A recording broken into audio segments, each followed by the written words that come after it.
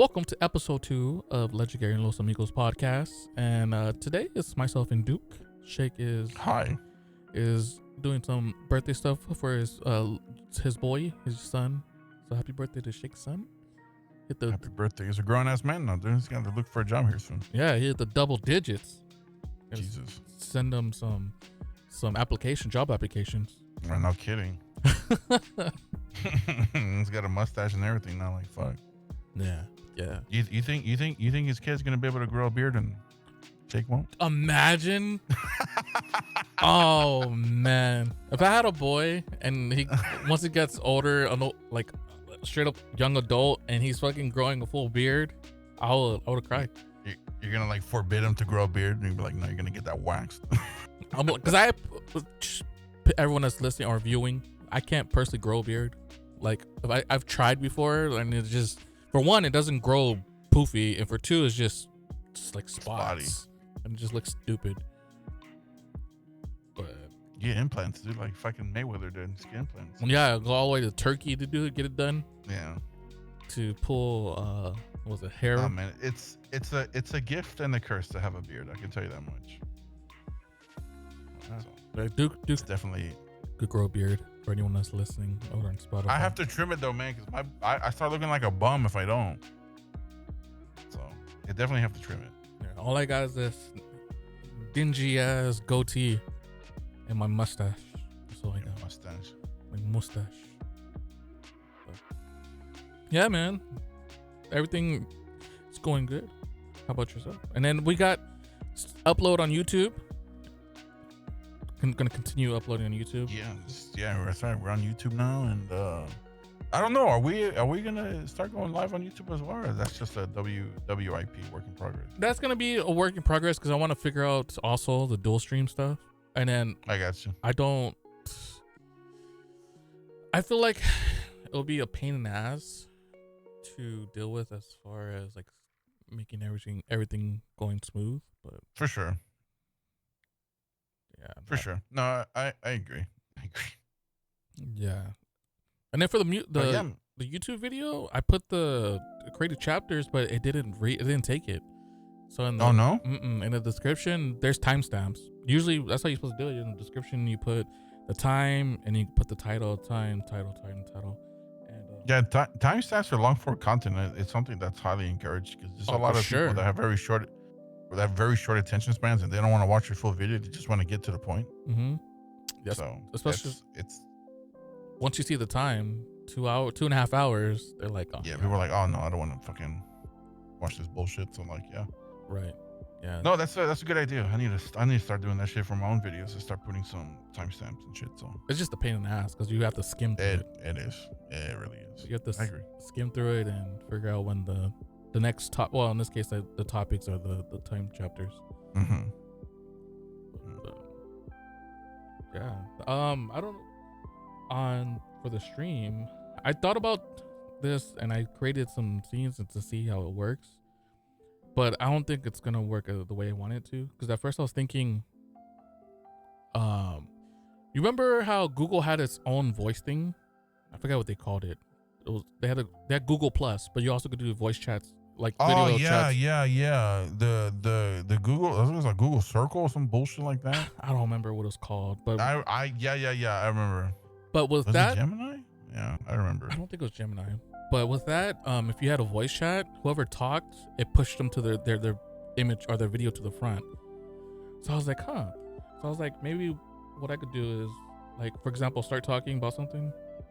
Mm-hmm. And then and I'd be like, oh, Duke has the floor. Oh, okay. Yeah. You know what? When we used to run the old podcast, I thought about doing that, but that turned into a pain in the ass because you actually had to manually do it. Yeah. So then Duo is what it's called. And I do it for myself, like, hey, topic, blah, blah, my top 5 is this, and then Duke, then Shake, whatever. Yeah, I like that. It's not a bad idea, but it's just you're gonna have to be on point with it. Yeah, I know. Yeah. And then I had the other one I started with. I forgot to switch it, but I have the one that has the Google. Well, this one for more specifically for the two of us, it has it so we could showcase the link or what we're discussing Like, yeah, that's not a bad idea. Yeah, that's a good idea. I like that. Yeah, I tried doing that when I ran it, and I couldn't figure out how to do it right. I don't know if there's a way to automate it, and I think it'll just be a pain, or it just wouldn't work properly. I'm sure there is, or I'm just sure you just might have to do it the hard way and just manually do it and just control everything. Yeah, because that's how I have it right now. It's just like right now, oh, I have the floor, blah blah blah blah, and then Duke has it, and oh, the topics. Let's go through the topics, or the visual of the website where we're going from, the source rather. Yeah, that's not a bad idea. I mean, I like that idea. Yeah. It's a work in progress. Yeah. Of course, if you guys have feedback, anyone on YouTube, Spotify, Twitch, have ideas for us to feel free to let us know. Then I'm like, shut up, I don't like it. Just kidding. Then don't watch. Thumb it down and move on with your life. No, don't thumb it down. Just move on. But yeah, dude. Yeah, I mean, I was gonna say, how was your week? What'd you do? What'd you watch? What'd you play? My week was good. Work is somewhat starting to slow down. My helper is on vacation, and I'm gonna quite honest with you, is that it's the most peaceful I've had at that job in a hot minute, because the guy likes to talk a lot. So it's very peaceful, it's very quiet, and I'm enjoying it. So as far as what I've been watching, I finally caught up and finished Squid Game season 2. Not a fan of how it ended. Same. Not a fan of how it ended at all. Same. But I mean, obviously then now season 3. Looking forward to Stranger Things. That's coming out this year, supposedly. And that's really about it. As far I caught up with Dragon Ball Daima. Movies, I have not seen any movies. There's nothing really out there that's kind of like tickling my pickle that I really want to like watch and sit down and watch and shit like that. With the exception of Terrifier 3, which we've that's a work in progress. Still waiting on that. Shows and stuff like that. No, nothing really that besides Squid Game stuff caught my attention and shit. I'm still watching the Vince McMahon one. How far did you get in that? I was just still one episode. Oh, okay. Just the first episode. I'm getting tempted to just continue it. And then as far as video games, been playing a lot of horror demos. I just wrote credits tonight on a game called Unknown Tapes, which was a very well done, survivor horror, Dino Crisis inspired, Outlast inspired, found footage, VHS style game, and I thought it was very well done. It's very great. Been playing, of course, more Marvel Rivals. Been playing some Outlast Trials. I reinstalled and started replaying Witcher 3. Oh, okay. Because that is a game that I have started and restarted. I have like 60, 70 hours in that damn game. If I've not made it past like chapter 1. Jesus Christ. Because I lose interest all the fucking time, and I was just like, I just need to sit down and play it and just finally get through it. And I finally past the point of like where I quit, and I'm like, okay, now it's starting to get somewhat interesting.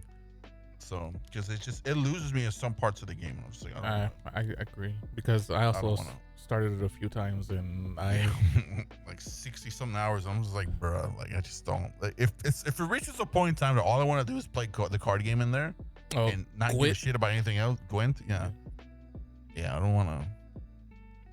But like now that they announced Witcher 4, I kind of want to see what the hell happens and just be done with it, because I've beaten Witcher 2. Witcher 3 is one that I'm working on, and obviously Witcher 1 was a little too jank for me, but I know where their story goes with that one, so I'm caught up with it.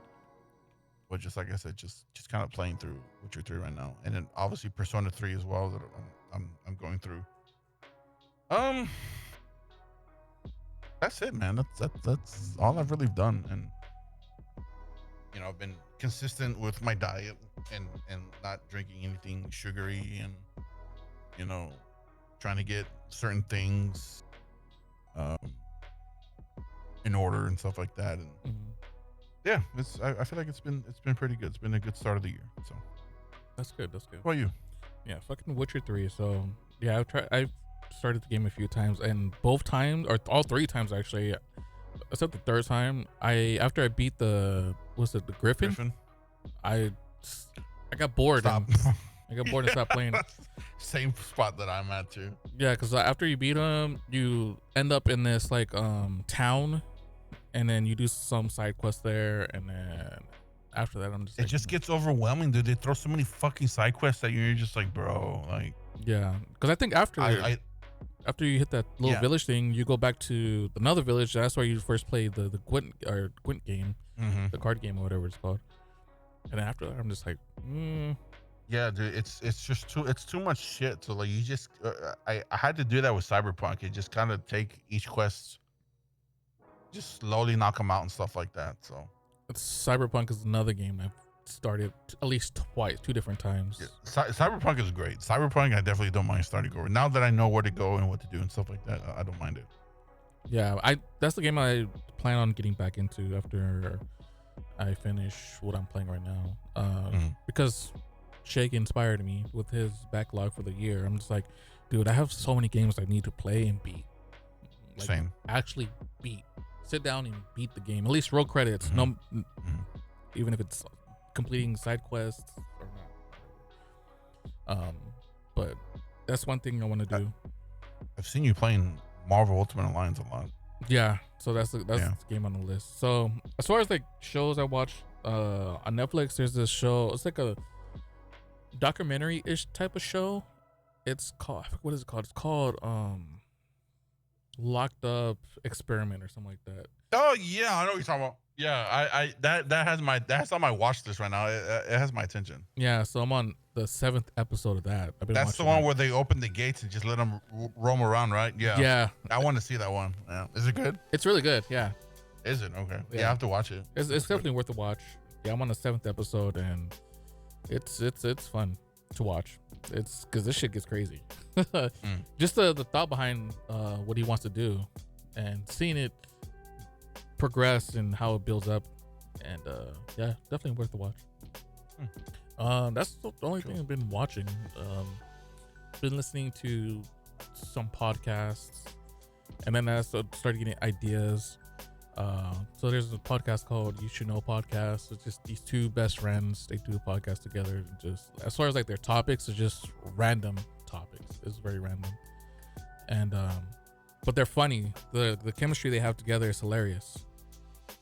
And then there's another podcast called Super Retro, and then they talk about like video games and shows and movies, especially from the classic stuff. And pretty enjoyable. I just found out about them not too long ago, so I've been listening to those podcasts. As far as games played, yeah, Marvel Ultimate Alliance. I wrote credits on the first Ultimate Alliance, and now I'm playing Marvel Ultimate Alliance 2, and then I'm probably about halfway done with that one. So those 2 games I've been playing the most this week, and played a little bit of Marvel Rivals earlier this week. And I haven't played Marvel Rivals since the patch, the update. So I wasn't able to take the world and. Are we gonna play tonight? Sure, why not? I haven't taken over the world and became the best Rocky Raccoon in my room yet. It's on your room. Be the best healer. No, the update's fun, dude. They balanced a lot of the characters. I use that term very loosely. They balance certain characters, but it's still fun. The game's still filled with bitches, but it's fun. Yeah, I heard you. So, I saw your little ordeal with the players this past week. Fucking pussies, dude. Sorry. But, yeah. Rocky Raccoon got a tiny buff. It's 30 extra HP on his heals, so instead of going from 20 to 30. Invisible Woman is great, but I've been told that Mr. Fantastic is just straight dog shit. It's just kind of useless. Really, from what I saw, as far as like gameplay, it looks like he's. I mean, people like I feel like he people serves around. more as a troll more than anything. It's just like it's like a throw pig, but like in the right hands, he's nasty. But like smacking people in the actual tier list, he's trash. Interesting. What makes him trash? They say that like he's not really a viable pick. Like he doesn't really like he's good for a quick play and that's about it. It's not really you won't see him in rank like at all. And I think like the 3 lowest people right now is still Iron Fist. Iron Fist. Yeah, so Iron Fist is still shit. Supposedly. Black Widow's still shit. I don't even though she got buffed, but people say she's still shit. Wanda, what the hell's her name? Scarlet Witch is still caca, and then Mr. Fantastic caca. Just those 4 and at the bottom of the barrel. This is supposedly. I don't know. I still see a lot of nasty players with these characters, so I don't know where they're getting this from, but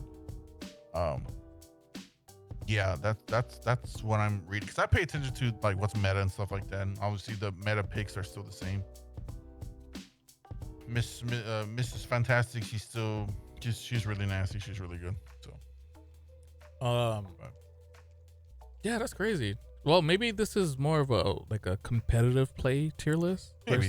Maybe versus like because I've seen tier lists, but it was more specifically based on competitive play, not just like a average user type of tier list. So I think as the average user, I think he's fun because you can do some nasty shit with him. So I mean, I personally don't like playing him, but I mean, I guess we'll see. I haven't tried doing, like I mentioned, I haven't played since the patch. Yeah, but I'll have to give it a shot. Definitely ready to take over the world with my Rocket Raccoon. Absolutely. Rocket Raccoon. Ratchet Raccoon, yeah. The Ratchet. But as far as I played a little Street Fighter today. Didn't lose my noggins. Was pretty good. As far as games, yeah, just Marvel Ultimate Alliance took me by the balls. And now we're playing the second one. Second one for whatever. Not a bad reason to have you by the ball. So it's a fun game. Second one, geez, Louise. Remember how last week we was talking about the first Marvel Ultimate Alliance and how it looked? The second one is leagues better. I didn't realize how big the gap was. Nice. As far as graphics and gameplay. So much better. Good. Sounds like you had a good productive week. Yeah. Knocked myself out on my mic. But, hit yourself harder. Do it. Right.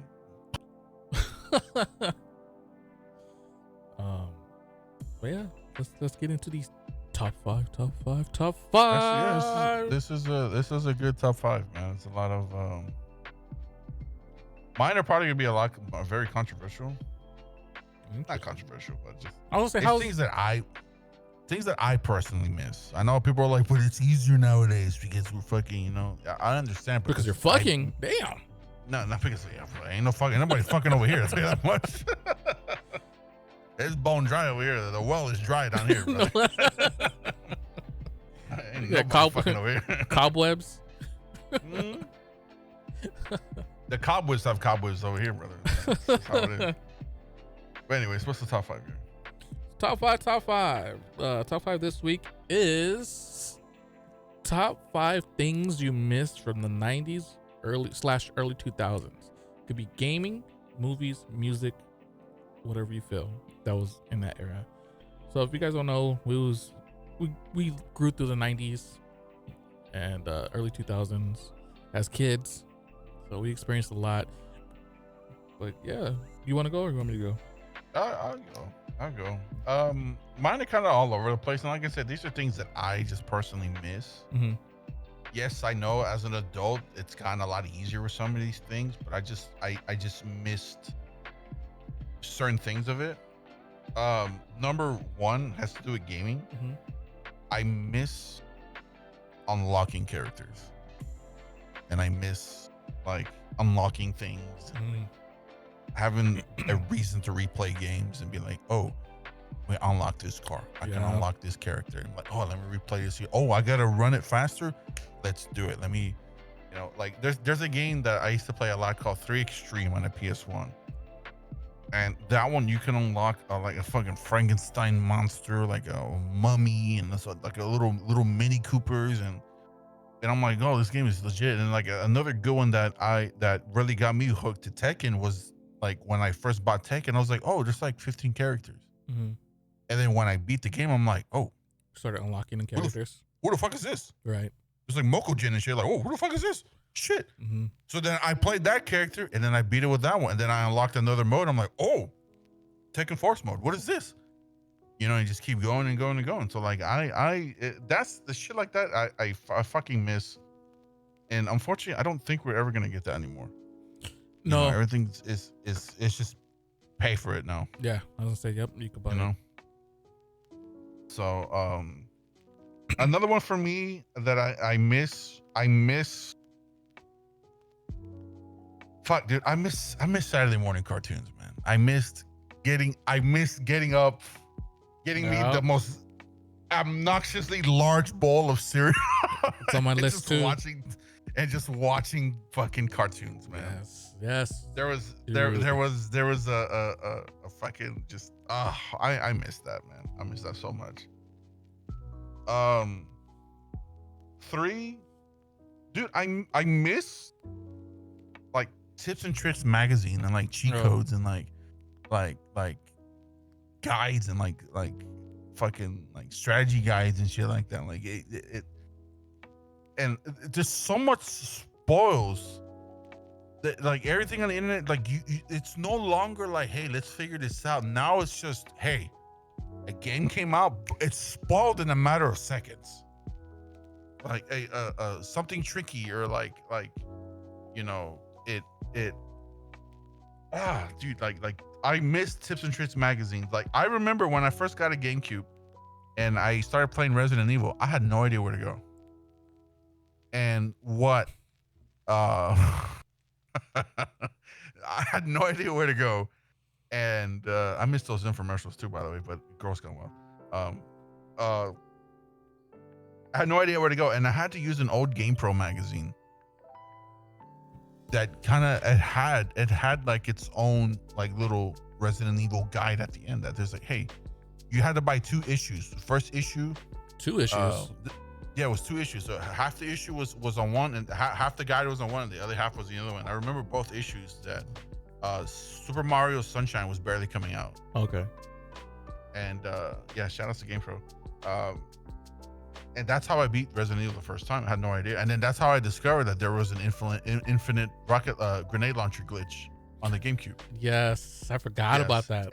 And that's what I used to beat the game. Yeah. Right? Use the item box.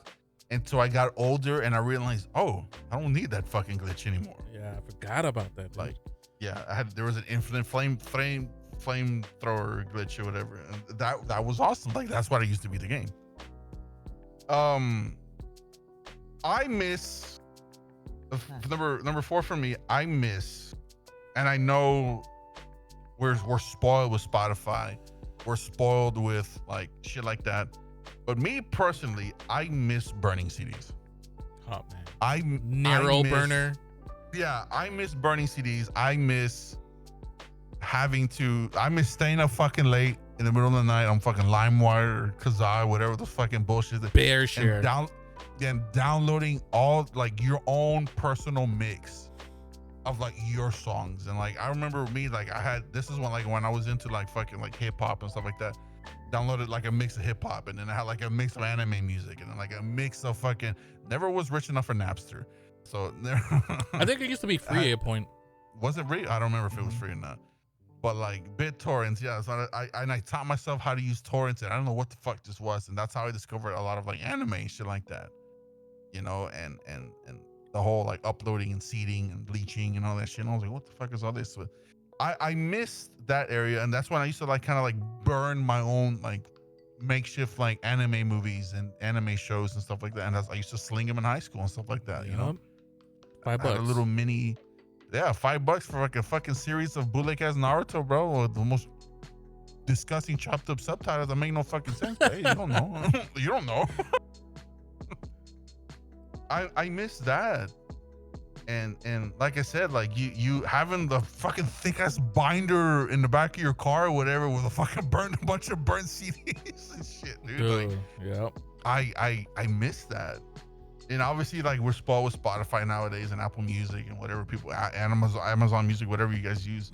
Like, I get it. Was like, it makes it easier and it's a lot cleaner, less clutter, stuff like that. But I just miss staying up and like, it's a roll of the dice if you download a file, if it's even gonna be a legit file, or it's gonna be porn, or if it's gonna be some fucking shit in the back being, hey, shout out to DJ, blah blah blah blah blah, and fucking up a damn song and shit. Or, you know? I did not have relations with that woman.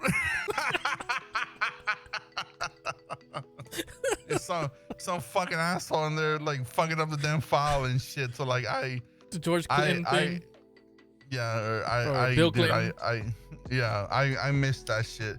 Last one for me, I miss non-biased game reviews, and I miss shit like E3 and like Tech TV, where like you would watch a video and it was like, oh, okay, this is legit. Now everything is like, hey, we're gonna slide you some money under the table, make sure you give it a 10 or whatever.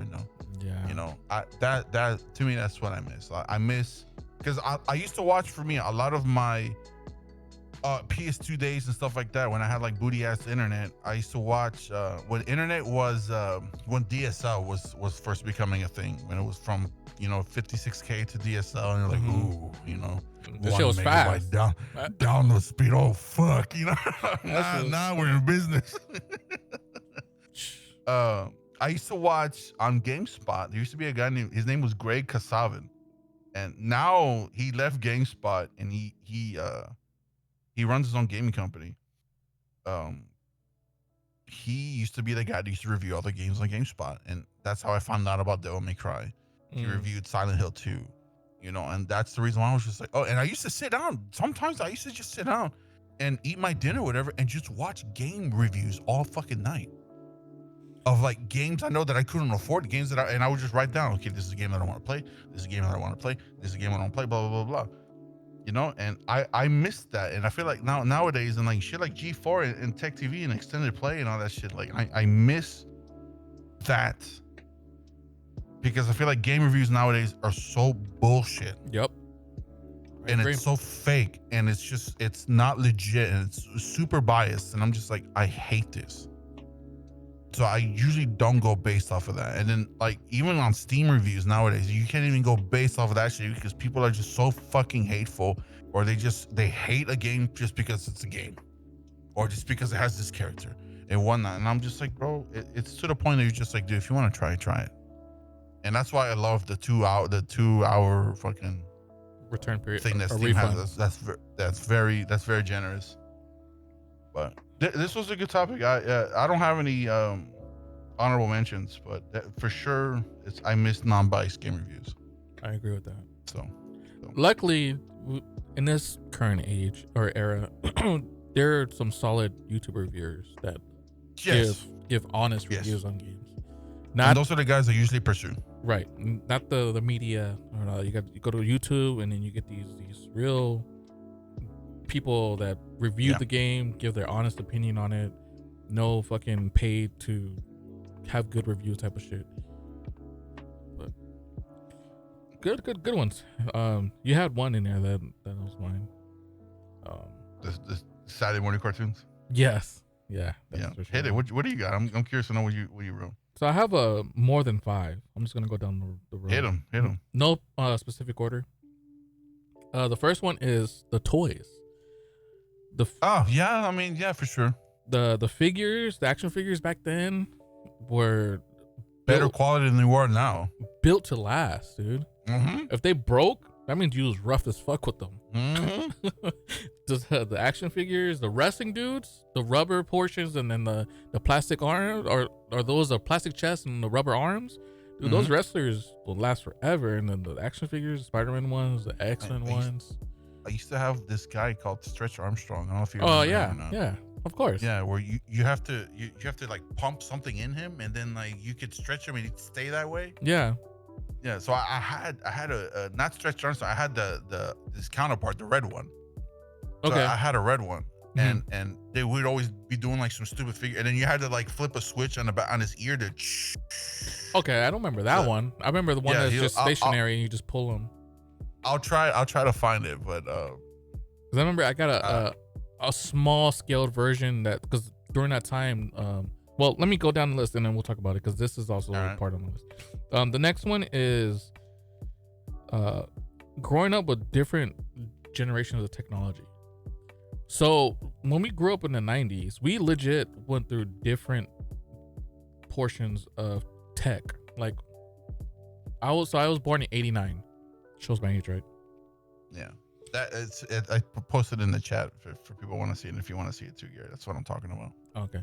I was born in that time. And then, so I grew up with the VHS and then all the fucking dope ass toys. Do you remember having to rewind your fucking the videotapes? Yeah. Yeah. Did you have its own standard? Like, did you have like its own standalone rewinder, or you just rewind it on the VCR? I rewind it with my parents didn't buy standalone. My tío and tía had a standalone. They had a race car one. Yeah, mine was red. No, they had a red race car one. Yeah. No, ours we just rewind it in the VHS and that shit took forever. I not to cut you off, but I still remember that when it went from VHS to DVD, the very first DVD I ever saw was Armageddon. Okay. And I remember when we put it in, I was like, oh my God, this is movie theater quality. This is so good. And I'm like, how do you rewind this? They're like, you don't have to. I'm like, what? You don't have to? Really? They're like, no, you start over. Yeah. So glory days. Yeah. So yeah, from VHS to DVDs. My first DVD that I saw, believe it or not, was Final Destination, the first one. Okay. Because my brother, he's the one that bought the DVD player. My dad wasn't about to buy a DVD player. He was content with the VHS. He had an old shitty RCA DVD player. He bought that we thought was like super good. I don't remember what brand DVD player he bought. It was so long ago. Knowing him, it was probably like Panasonic, something nice. No, it wasn't RCA. It was JVS. Before JVS went out of business. It was like a fucking weird one. Or JVC, something like that. Is it JVC? JVC, yeah, JVC. JVC, yeah. Yeah, so we watched Final Destination. I was like, I was young too. I was like, that was 2000 or 99 when that shit came out, or 2000. So I was like 10 maybe. So yeah, and then from that, what else? Computers, huge upgrade. We skipped DSL. We never got DSL. That's how long we ran with dial-up. 56K? No way. We ran dial-up until fiber came out. What? Yeah. My dad was not. He was like, no. Oh shit. He was like, because all my dad did was read internet. I mean, the internet, read emails. That's all he did. Check his emails. He didn't do nothing else on the computer as far as internet wise. So he thought it was just perfectly fine. He did not want to fucking upgrade internet. So I didn't get to play online games until like 2008 or 2009. That sounds about right, because that's how it was with me. But you could play online games with DSL. No, I never played. The only online game that I used to play back in the day, and this is because I rigged it and I read guides and shit, was the original Counter-Strike. And you had to you had to learn MS-DOS and shit just to run that shit. It was so fucking hard. Yeah, so I didn't get to play. So I skipped the whole PlayStation era of PlayStation 2 era of online play. So I didn't get to experience SOCOM. I didn't get to experience. No, I didn't do that either. Yeah, no. Experience any of those games. Like I said, my very first actual online game was on the PS3, and it was Lost Planet. Mine was Modern Warfare 1, the Call of Duty 4, Modern Warfare. Call of Duty 4, yeah. That was a lot of people's on the 360. Yeah. That was my first experience with online. We grew up with the generations of the different phones, cell phones, landlines. Dude, today in time, these kids don't know what a landline is. They won't know, dude. They won't know. I'm surprised they floppy disks, dude. Oh. I remember saving my shit on floppy disks. Yep. Both sides, because when growing up we had this Packer Bell that used the 7-inch. Was it 7-inch? God, Packer Bell. Floppy disk. Shit, I haven't heard that name forever. The big ass floppy disk before they went to the smaller ones. Damn, yeah. When our teacher busted out the laser disc, we're like, ooh, high quality shit. Okay. Yeah, definitely didn't have laser disc, but I remember. I know what it is. We never had one. Yeah, we never had a laser disc. But yeah. All right, let's go to the next one. This one, because for one, I don't think I've seen one in a while. I don't even know if it still exists, but Super Soakers. You guys remember Super Soakers? Fucking Super Soakers. They still exist. But not like the classic ones. Like fuck no. The bright yellow and bright yellow ones. Yeah. Yeah. There was a couple. There's just the normal pump one. Yeah. There was a yellow one, and then there was another one that was the same, and it was orange though. It was orange and blue. Mm-hmm. And then my brother had the backpack one. You fill up the water, and then you pull you put the hose in the water, and you just pull it to suck it into the backpack, or you have the backpack fill already, and you just. Oh man, the good old days. We had Nerf guns is what we had. We didn't have Super Soakers. We had Nerf guns. My dad didn't want nobody getting wet. I never had a Nerf guns. We like my brother had one. He had one that was like a chain, and you would like spin it, and it would they would like shoot shit out. And then I had like a little crossbow one that had like a laser. But the laser was so inaccurate that the commercials would be like, "Yeah, fucking aim your laser and it'll shoot right there." Bullshit, don't do anything. So, yeah, dude, the Super Soakers are really good because there was one that like if you pumped it hard enough, the pressure was really good. It would hurt. Like, oh fuck, dude, that would hurt. It got to the point you could not pump it until you released it. Mm-hmm. Yeah, dude, Super Soakers. Yeah, damn, bro, wow, that's good. That's a good one. And they have a distinctive smell when you're filling up the container. They had a distinctive plastic smell. Mm-hmm. I can remember that to this day. Super Soakers, loved them. That was great. Next one is enjoying finished developed games. Yeah, complete games. Complete games, finished developed video games. Because there was no day one patches. You got what you got. If there was an issue, they will fix it by re-releasing the same game physically, but with a different SKU. But it's the same game, or a director's cut or something like that. Back then, yeah, dude, finished game. No, I that in turns for me like it's. I didn't want to say that. That's why I picked unlocking characters. But yeah, fully finished games. Mm-hmm. I agree. Instead of locking shit on the actual disc and having you pay to unlock it and shit like yeah. I fucking hate that. Yeah, Capcom's notorious for that. Yeah, microtransactions is like absolutely destroyed. Like mobile gaming, microtransaction, all that shit fucking destroyed people. Yeah, so for sure. But yeah, and then after that is the Saturday morning cartoons. Man, waking up early, watching Ninja Turtles, Sonic the Hedgehog, the 90s Sonic the Hedgehog cartoon, The Tick. You guys remember The Tick? Street Sharks.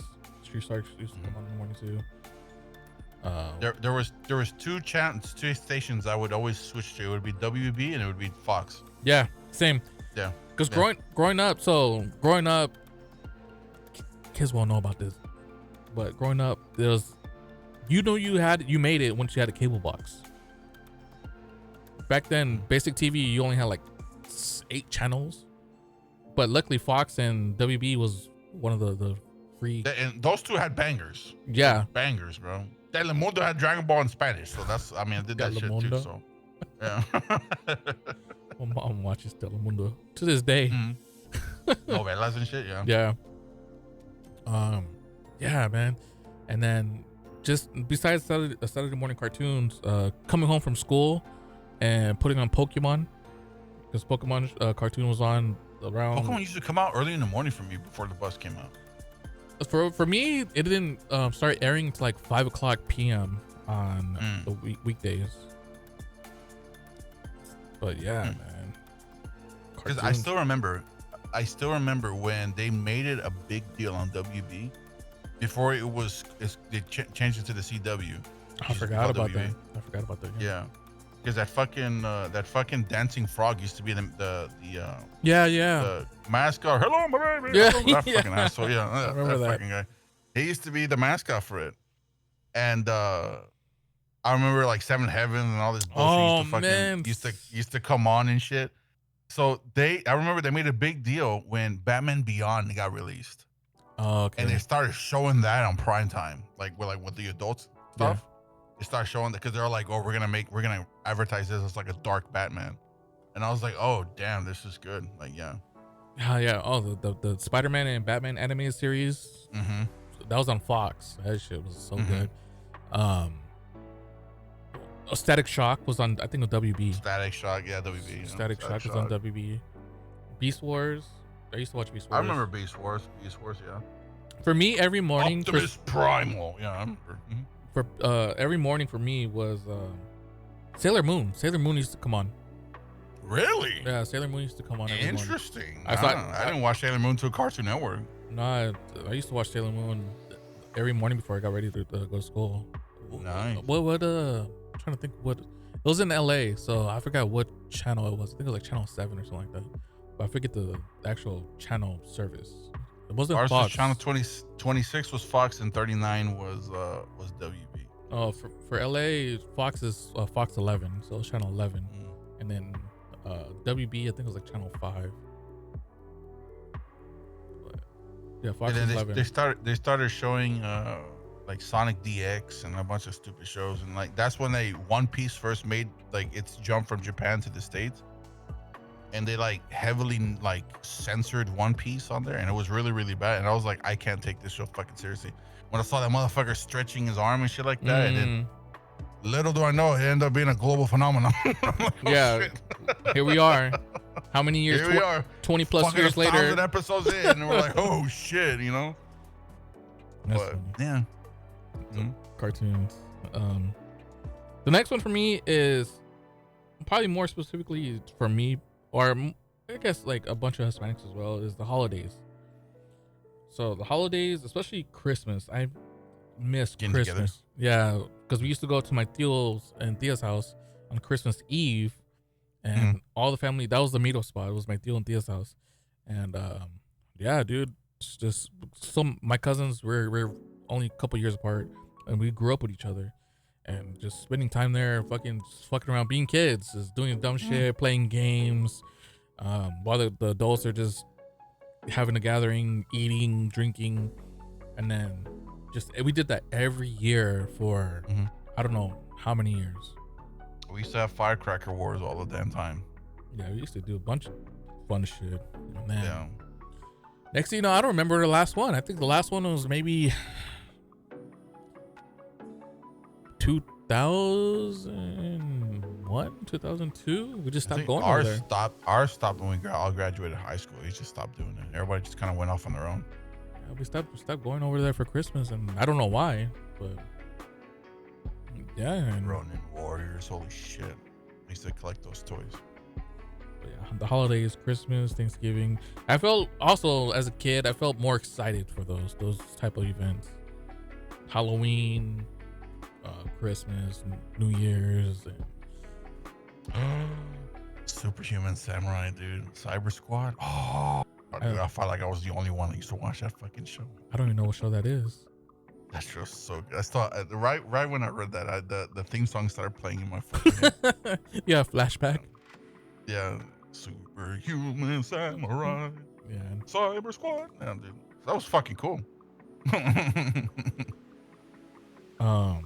What was the Beetleborg? Yeah, of course. What was the big bag Beetleborgs? The toy that was like hot shit for you, that when you got it, you're like, yes. For me, it was Batman toys and it was Ninja Turtle toys.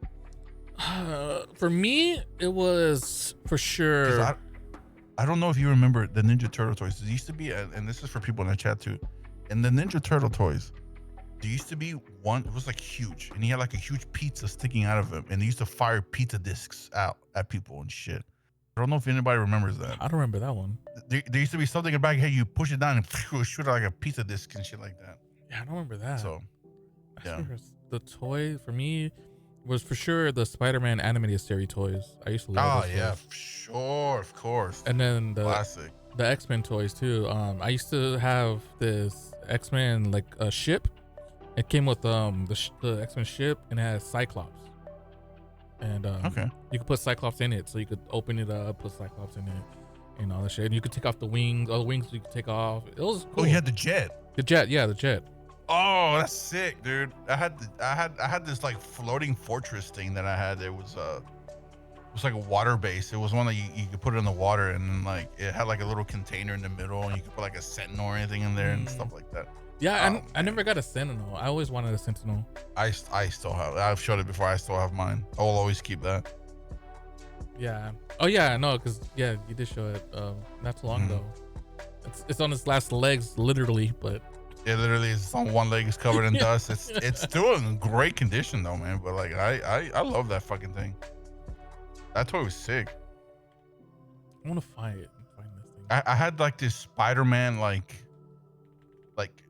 giga like mech machine thing that was really sick as well. So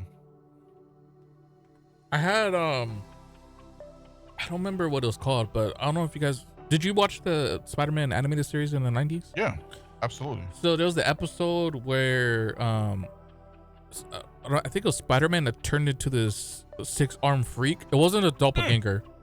It was yeah. It wasn't a doppelganger, but he was like a monster. Yeah. But 6 arms. Yeah, I had that figure. And I remember my mom got mad at me because I didn't clean up my room. So she cleaned up my room, but I guess she got so mad and she tossed it and she broke it. My mom did that to me once too, because I used to collect the Street Sharks toys and she gave one of them away. I had Street Sharks toys too. And I'm like, what? Man Spider. Yes. Yeah. I think it's what it was. Man Spider. Yeah, my mom threw that shit away. I was devastated. And then I used to have a bunch of Cable toys, and I started collecting Todd McFarlane like Spawn toys, and my mom's like, this is too demonic. What? My brother bought me one Spawn toy, and he was like, you can't play with this because it's too nice. Because those Spawn toys were really nice, and it was delicate very too. very detailed toys, and it was delicate. Yeah, because I had like this Violator one, like a giant Violator one. My mom threw it away. She's like, demonio. What? Bitch, don't fight. So I was so mad. Oh man. I never got into He-Man. Never got into He-Man either. He-Man and G.I. Joes were before my time. The classic G.I. Joes and classic Transformers were before my time. But my brothers had those figures. I had Thundercats toys. Yeah, I had Thundercats. Yeah, right when Thundercats had those toys. Yeah, I didn't have Thundercats. Never really got into G.I. Joe. I did like Transformers. I did watch the old school Transformers one. Biker Mice from Mars. There was a 90s cartoon called Attack of Killer Tomatoes. I don't know if you guys ever heard of it. Yeah, Attack of the Killer Tomatoes. Yeah. Yeah. Oh, you guys remember the Double Dragon cartoon? Oh man, that shit was terrible. The Double Dragon cartoon used to come out on Fox. I do remember it so bad. Yeah, that shit came out on Fox. Ultraman. Yeah. Ultraman. Yeah. Ultraman, what was it? I don't know if you guys watched. Actually, Shake recommended it to me to watch Ultraman. What was it? Ultraman Rising. On Netflix? Yeah. I've heard about it. Yeah. Me and my daughter watched it, and dude, I remember them. It's good. It's really good. I remember the Mortal Kombat show. No, yeah, Mortal Kombat show. Used to be, dude, and I keep bringing this up. Every single time I talk about it, I keep bringing this up, and no one knows what the hell I'm talking about. There used to be this show, and I thought it was so fucking sick watching it. It was like this kung fu show, and it was called WMC Masters. Yeah. And like, oh fuck, dude, this show was so fucking good, man. I'm hoping somebody in the chat knows what the hell I'm talking about, and I'll try to find like something on it. But WMC Masters was so fucking sick. A lot of the guys that were on that show were in the Mortal Kombat movie. Movie? Yeah. We're in the actual movie. While Duke is looking for that, let me go on the last one. This one, I think will all resonate with us that grew up in the same era. Fast food toys. Fast food toys. They were good. They were good quality ones. Exactly. Fast food toys used to be fucking sick. Fast food toys used to be amazing. And they just, some places don't even have toys for kids anymore. Like Carl's Jr. doesn't give toys anymore. You know what they give you? Then I didn't think they did. They give you a cookie. Fuck off, dude. Really? Yeah, they give you a fucking cookie. Or some places just give you like a book, like a coloring book. McDonald's. I see the link. I want to see what that is. Yeah, I posted in the link. It's fucking sick, dude. This shit, like some of the guys in there. One guy plays Scorpion. One of the guys did like Liu Kang. He did the not the cosplay. He did the Liu Kang video game. He played the Liu Kang in the video game. Oh, this is live action. Yeah, it's live action, dude. Chris Casamassa, yeah, dude. Oh my god, dude, the show was so good. This show used to come on fucking the WB. Oh man, bro. Oh, dude. My little pee-pee used to get fucking hard every single time I see this shit, dude. Dude, the dread guy, he's the one that fucking gets beat up by Sonya Blade. Liu Kang. Yeah, no, Liu Kang. Was it Liu Kang? Oh, yeah, inside the hall. He beats up what's his name? Luke Kano. Almost said Kung Lao. Kano. That's right. The Machine. I've never watched this before. Oh, this shit's so great, man. It's so cheesy, but it's so good. Well, freaking live action shows. I didn't even think about that. Like Double Dare. I don't know if you guys ever watched Double Dare. Yeah, bro. I Double Dare, Legends of the Hidden Temple. Guts, man, Guts, Legends of the Hidden Temple. I was like, I could do that. Yeah, fucking right. I'm gonna do that shit. Olmec. Yeah. Legends of the Hidden Temple. I used to love that fucking show. That show was great. I loved it. Miss Chuck fucking Norris. But yeah, the fast food toys was my last one. That was good. Blue Barracudas. Yeah. Silver snakes. Purple monkeys. Yeah, dude. I love that shit. But we could be here all fucking day talking about this. Because we're all reminiscing because we're fucking old as fuck. Video game shopping spree. I remember supermarket where they throw you in like this makeshift supermarket and you have to find a bunch of shit. I don't remember that one. I'm still looking for that shit. Nickelodeon used to have a lot of good shit. Oh man, I forgot. I just see something right now that kind of sparked the memory. In 90s, Toy Biz had these little die-cast metal X-Men figures. But I remember those. I do remember those. There was metal. Mm-hmm. It was small. It was like maybe like 2 inches, 3 inches or something like that. Yeah, I do remember the supermarket sweep. Yeah. I remember those. Pogs. I still have Pogs. You get Pogs? My child. I remember Whataburger and Wendy's used to have fucking Pogs as kids meal. We used to fucking eat the fuck out of shit. There used to be this show on Nickelodeon, guys. I don't know if you guys remember. I'm gonna try to find it. It was a video game based show, and then at the end of the episode, they'd always put somebody through like this simulator, and you're riding on this like magic carpet, and you gotta jump and look like a fucking damn, bro. That's sick. Fuck, dude. Pogs? Yeah, that's sick. Are you afraid of the dark? Yeah. Let's find some classic ones. I know I have a Power Ranger one here. Oh, look, a Slammer. Focus. Is it Nick Arcade? Is that what it's called? Nick Arcade? I have Bulk. It is called Nick Arcade. Power Rangers. Fuck. I remember the stupid fucking song. Stupid Bulk and Skull.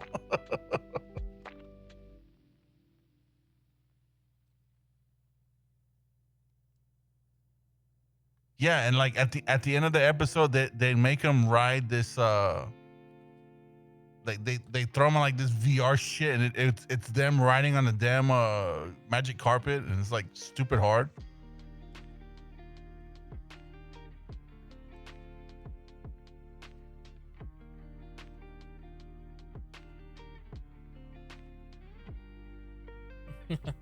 God, dude, I miss that shit. Oh my god.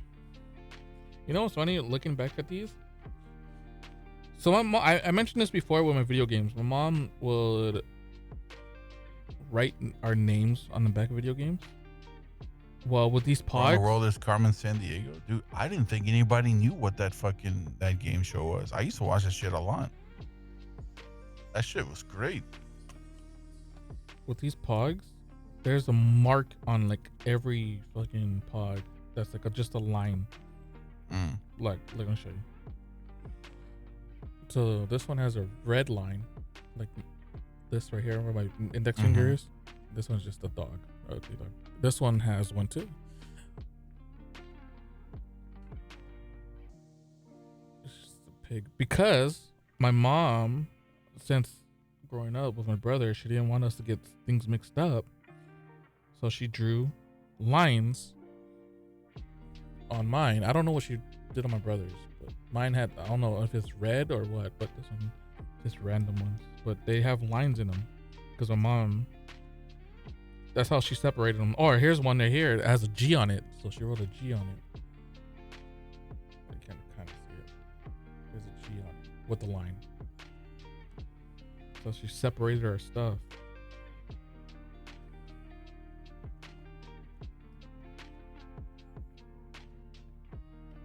That's funny. Yeah, I remember Pogs, man. Oh, here we go. Here's a Red Ranger one. Jason. Red Ranger. Tyrannosaurus.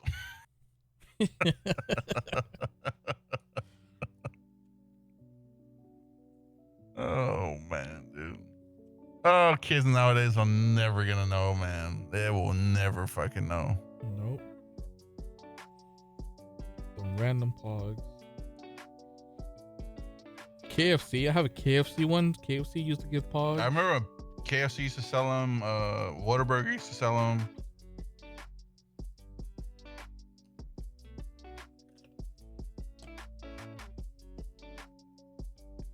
Lucky Charms. Gargoyle. I forgot about this. Did you ever watch Gargoyle? And I did. I wasn't a hardcore fan of it, but I did. I used to watch. You used to have an old Mighty Ducks cartoon show too that I used to watch. Cartoon? Yeah, it was a cartoon, and it was the lead guy had to do with the gold hockey mask. Gyro ring? I don't know what a gyro ring is. Or Euro ring? See if I can find this. Yeah. Let's get into this shit, man. We're wasting an hour on the top 5. Yeah, no. All right, let's see. Moving on. That was a good one, though. I loved it. Okay, let me put these Pogs away real quick. So the next one is going to be. Where is it at? We're going to talk about quick top CES stuff. So CES was this past week. They announced a couple new stuff, graphics cards specifically. And I have some things to say about that. Last one. Does anybody in the chat remember, or you, Gary, you remember a show called Mighty Max? Yes, that sounds very familiar. There was a dude that had a magical fucking hat. That's one of the reasons why I started wearing a hat. And he had a big ass M, and that's how he would teleport to like different eras of the world, of like time and different time and shit like that. He'd go to like different portals and shit. Mighty Max.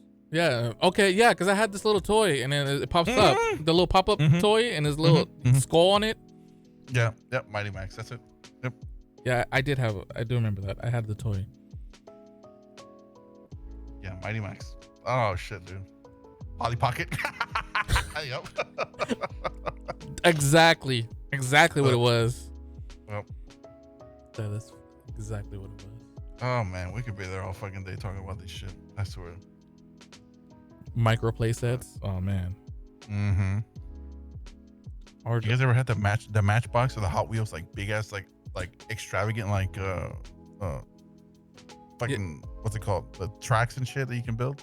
One Christmas, I got a big ass like Hot Wheels one that was like a parking garage type of thing, but it was tall. Okay. It was pretty tall.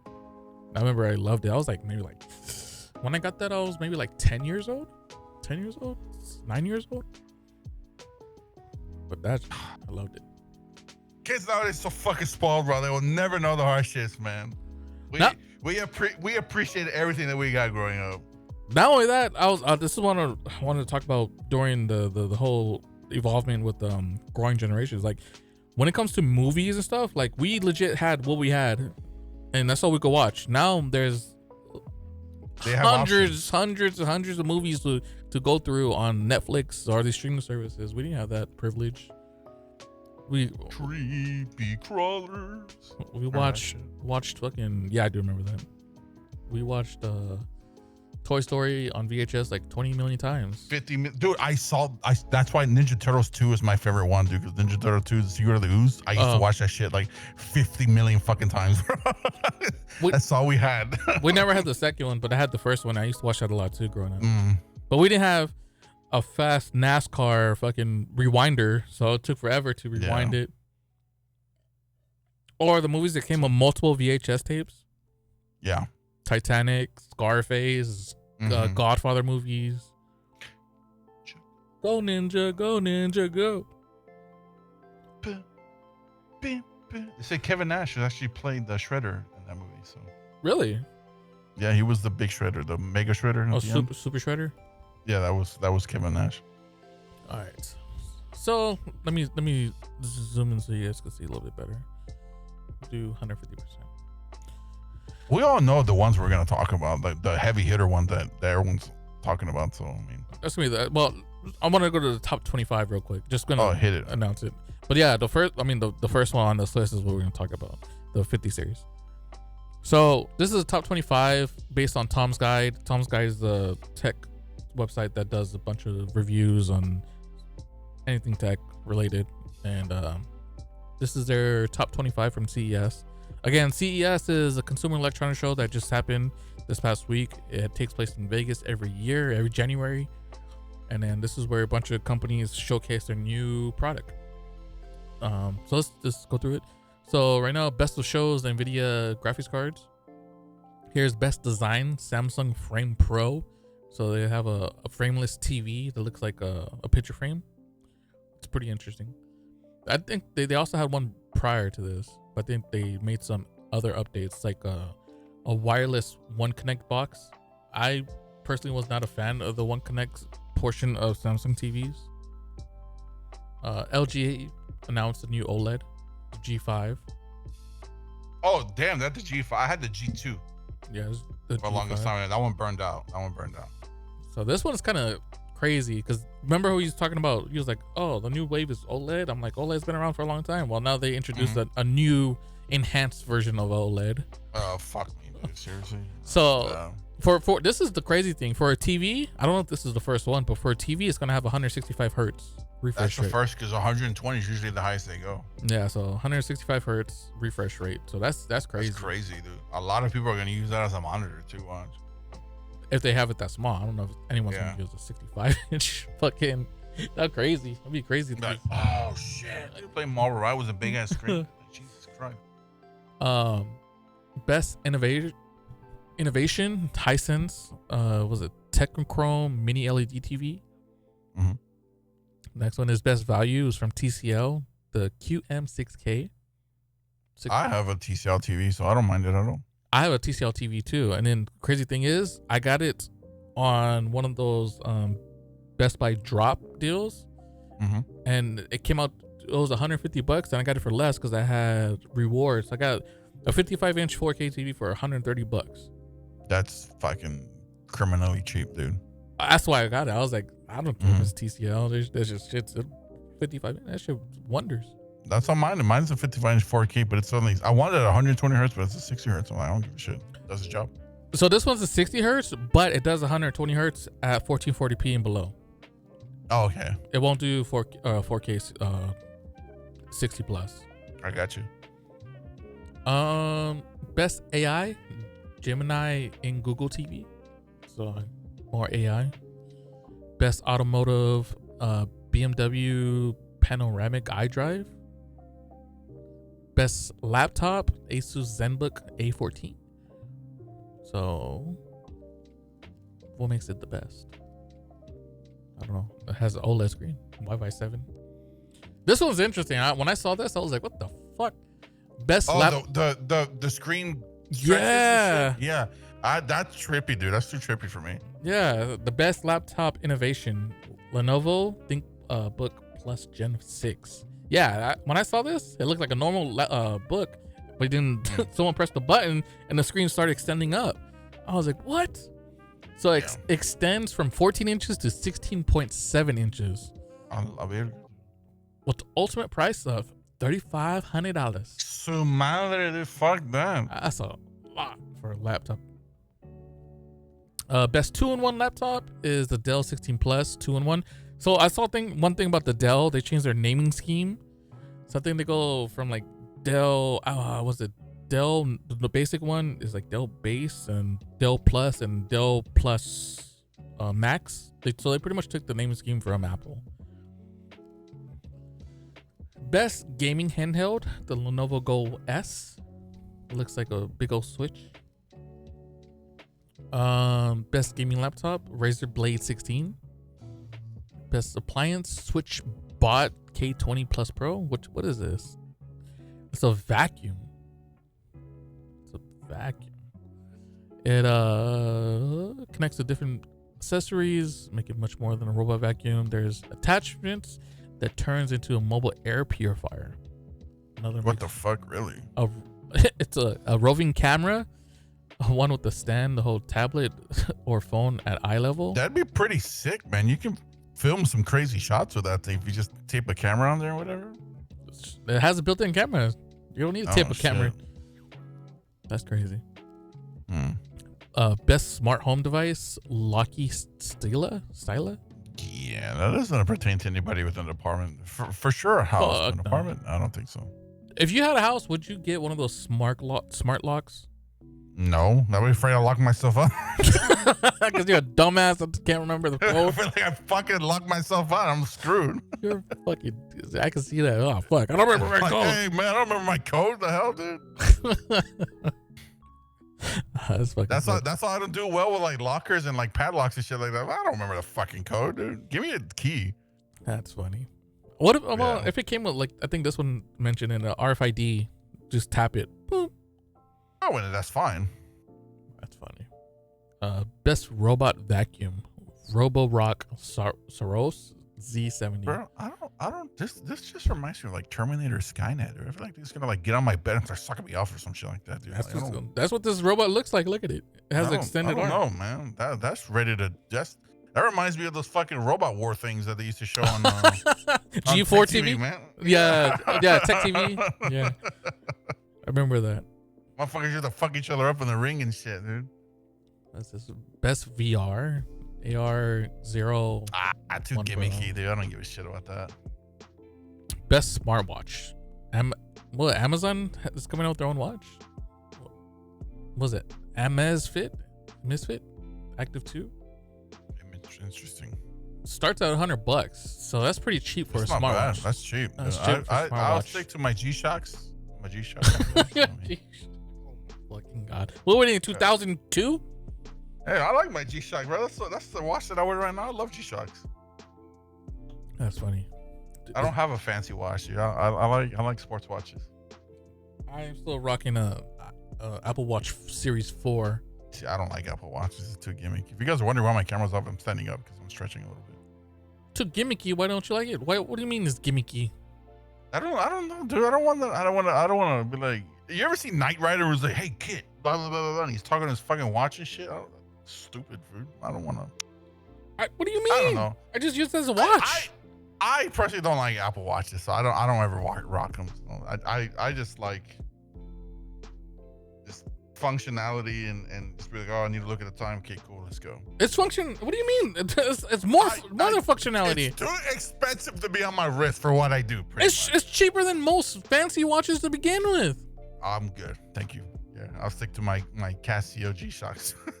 And you specifically said Apple Watches, so what about Android watches? No.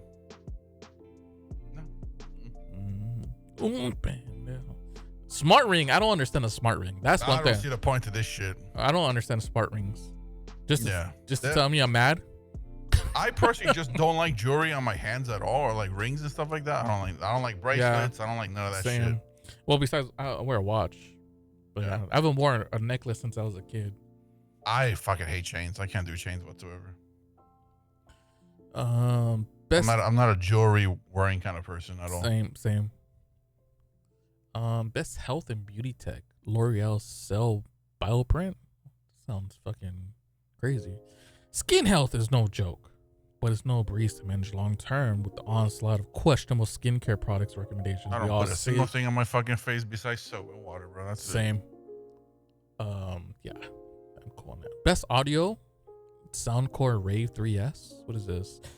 I don't. Like a karaoke machine. For reals. It looks like one of the Samsung big ass speaker that they have. Oh, the Sony one too. The Sony has these big ass speakers. That's what it looks like. Best music gadget. Live C1. It looks like a Guitar Hero guitar. I was just about to say that. Okay, so may look like a fancier Guitar Hero guitar on first glance, and in some ways you may be right. It's smart stringless guitar. So is it like a electric drum set, but in guitar fashion? Interesting. Probably. Interesting. That'd be cool. But I mean, I'm sure people that play guitar like to feel the strings when they play. That too. Best phone accessory. MCON game controller. That shit looks. Dude, I don't fucking game whatsoever on my phone. Not a mobile gamer whatsoever. The only thing I do on my phone as far as like relations to game is I use the backbone to remote play while I'm at home. So for example, like if I want to play like PlayStation, but my kid is watching TV or the girl's watching TV, I'll sit on the couch and use the backbone to remote play on my PlayStation. Oh, okay, that's pretty cool. And then I could do the same thing for Steam. Best gaming monitor. HP Omen 32X. The HP Omen 32X is in the gaming monitor. It packs Google TV. I don't want a fucking Google TV on my fucking monitor. $749. Fuck. It's 4K. 32 inch? Oh, okay. Even that, I mean, just 32 inches is not a thing because there's 27. 4K at 144? Yeah, that's actually not bad because my old 4K monitor that I had only went up to 138, and that was because it was overclocked. My 4K monitor I have now in the living room, it's 4K 144, but is it? It's the gigabyte one. But this, it's not even OLED. No, fuck that. But it's because the Google TV packed in gives it the extra cost. Just paying for the damn name. No, not the name, not the HP. But I was gonna say there's 27-inch OLED monitors that goes for more than the $750. Best networking device, TP Delco BE65 Outdoor. So I personally use the Delco mesh system in my apartment, and it's been working fucking wonders, dude. Mesh system Wi-Fi or networks setups are crazy. They are they? Yeah, because so when you buy it, you get these little. So it's similar. It looks similar to this, but mine's smaller. These are called nodes, and you get the system I got. It came with 3 nodes. It came with the main one that connects to the full internet, so the actual modem. And there's 2 other nodes. So I have the other node on the desk in the living room where my other computer is. And I have another one in the corner where the TV is. And they come with Ethernet ports as well. And you get almost all your speed from what you normally get from the main source wired.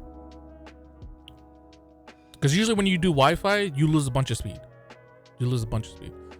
But since it has Ethernet, you connect your stuff with Ethernet, you get fucking normal speeds. It's great. It works great. Fantastic. So I recommend mesh networks if you can get one. Best charger pluggable. PS1 or PS10 CC. It looks pretty much what it looks like. Hub. And that's it. That's 10-port USB-C charger. That's for $100. Yeah, it looks like 1, 2, 3, 4, 5, 6, 7 ports are powered. The other ones are just like charging ports. It's not bad at all. The one I have now, I think, is 4, and it does more than what I needed to do. So this one's $100. It's not bad. Pretty pricey it's for a hub. That's pricey. But yeah, that's the top 25 gadgets from CES. Just random gadgets for the most part. But the main thing we want to talk about here, because this is the one we really care about the most, is the NVIDIA graphics cards. So they announced their 50 series lineup. They announced the 5070, the 5070 Ti, the 5080, and the 5090.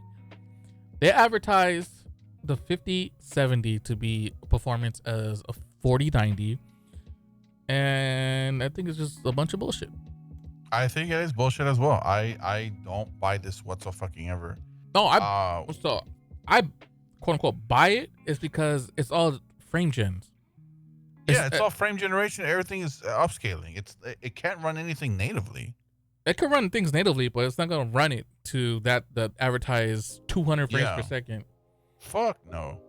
So that's like I'm not a fan of this bullshit, dude. Like it's depending way too much on the AI on the DLSS and spending it. Like if you guys don't realize it, man, like DLSS, yeah, you get higher frame rates and shit like that, but it kind of makes your game look like caca, man. Well, yeah, because it make your game look. You know why, right? No, that I don't, because I was noticing it when I did Marvel Rivals. Mm-hmm. Because I turned on frame gen and I had DLSS and I was like, why does the game look blurry? It looks a little blurry. And so like what I did was I turned it off and it just instantly made it sharper. Yeah. And like I only lost like maybe 5 frames. And I'm like, what the fuck? Then let me just turn this bitch off because it looks cleaner. 5 frames, then something else is wrong then, because DLSS does more than that. But the main reason is because it'll take your native game and it renders it as a lower resolution, but it boosts it up with the frame gen, the AI frames using DLSS. And then that's why DLSS has multiple settings within the thing. So there's like quality balance. So there's quality, there's balance, and then there's performance and max performance. The max, anything after balance or balance and below, you're gonna see more degradation or deterioration on your visuals, because it's taking that lower resolution and just boosting the frames on it. It's kind of like how, let me think about it in another term that makes more sense. So it's like, no, I understand completely what you're saying. Yeah, so that's what it's doing. But I'm talking for like other people that don't understand. It's like, say, like I noticed it a lot in shadows. Yeah, because in shadows, pixelated. It's very pixelated, very grainy in shadows, and I'm just like. So think about, like, say for example, you recorded this 720p video, but you want to try to render it out in 4K. It's gonna be stretched out, fucking yeah. It's that's probably a bad analogy, but it's similar-ish. It's trying to upscale something that doesn't need to be upscaled. Yeah, in a sense. I know what you're talking about. Like to me, it makes sense. Like I always thought DLSS, like it's great and shit like that. But like when I saw that Wukong was running at 200 some frames a second, but then it can only run Wukong 4K at 26 FPS natively. I'm like, wait a minute. Y'all depending way too heavily on this AI shit, man. I'm like, wait a minute. Like I personally, my recommendation is, I mean, if you are massively upgrading, I mean, I don't know if it's still compatible with the motherboards that we have, or you just need to rebuild everything and whatnot. I will probably just stick to the 40 series for now. What do you mean by that's my opinion. What do you mean by compatible? It's gonna be compatible. Well, you know, like I don't know if these GPUs are gonna be compatible with the 14 gen motherboards and CPUs. Are they? Of course. I mean, what do you mean? Yeah, because I don't know. I don't know if they're gonna have to rebuild another fucking PC. No. Like that, it's still using the same PCI slot. It's just. Oh, okay. It's just new generation. It's just new architectures, new features built into the series. Well, the good news is it doesn't require its own fucking power supply, which is great. Yeah. True. Everyone was expecting like, oh, this is gonna need another power supply or whatever. So I'm like, no, I'm glad that it doesn't, and it's not. But me personally, I don't know. I'm happy with the car that I have. I'm happy with the performance. I don't see the need to upgrade like anytime soon. For me, it's probably gonna be a pass. I usually don't upgrade. I usually wait to like 2 generations, like to like 50 series, 60 series. I'll probably upgrade to 60 series, maybe, depending on where we're at. For one, 8K gaming. Yeah. This is the company's benchmarks and graphs and all that. For one, that's one thing you don't take what they say in their graphs for their presentation as real deal thing. Wait until these reviewers that live by this and do this for a living benchmark this shit. Do it. Gamer Nexus, Jay's 2 Cents, Paul's Hardware Unboxed. Those are some main guys. Bitwit. Shout out to Bitwit, but unfortunately he lost his house in the California fire. No. But yeah, that's the Asian guy, right? He's mixed with Filipino guy. Yeah. Oh, that sucks. Yeah. So shout out to everyone that has been affected by the fires and all that. That's just the craziest thing I ever seen in my life, especially in LA County area, LA area. Never seen anything like that. Something straight out of the fucking Bible, bro. If I'm honest with you, shit. You know what that looks like? When I saw it, I was like, no fucking way. It looks. If you guys ever played Sim City, it looks like when you could manifest a disaster in your city. That's what it looked like. When you could create shit. Aliens or fucking earthquake or fire or something. That's what it looks like. Alexa, stop. Is Alexa activated? Yeah, I was like, no. But yeah, wait for the reviewers to do their stuff. One thing I want to touch on is the prices. I didn't mention that. So for the 5070, the price starts at $549. The 5070 Ti starts at $749. The 5080 starts at $999, and the 5090 starts at $199.99. Is there a definitive release date on some of these? No, just available starting January. All of them, or just like certain ones? I think all of them. Or let me see. More than likely, they're gonna release the 2 big boys first, the 5090, 5080 first. From this article, I don't see like actual release date from.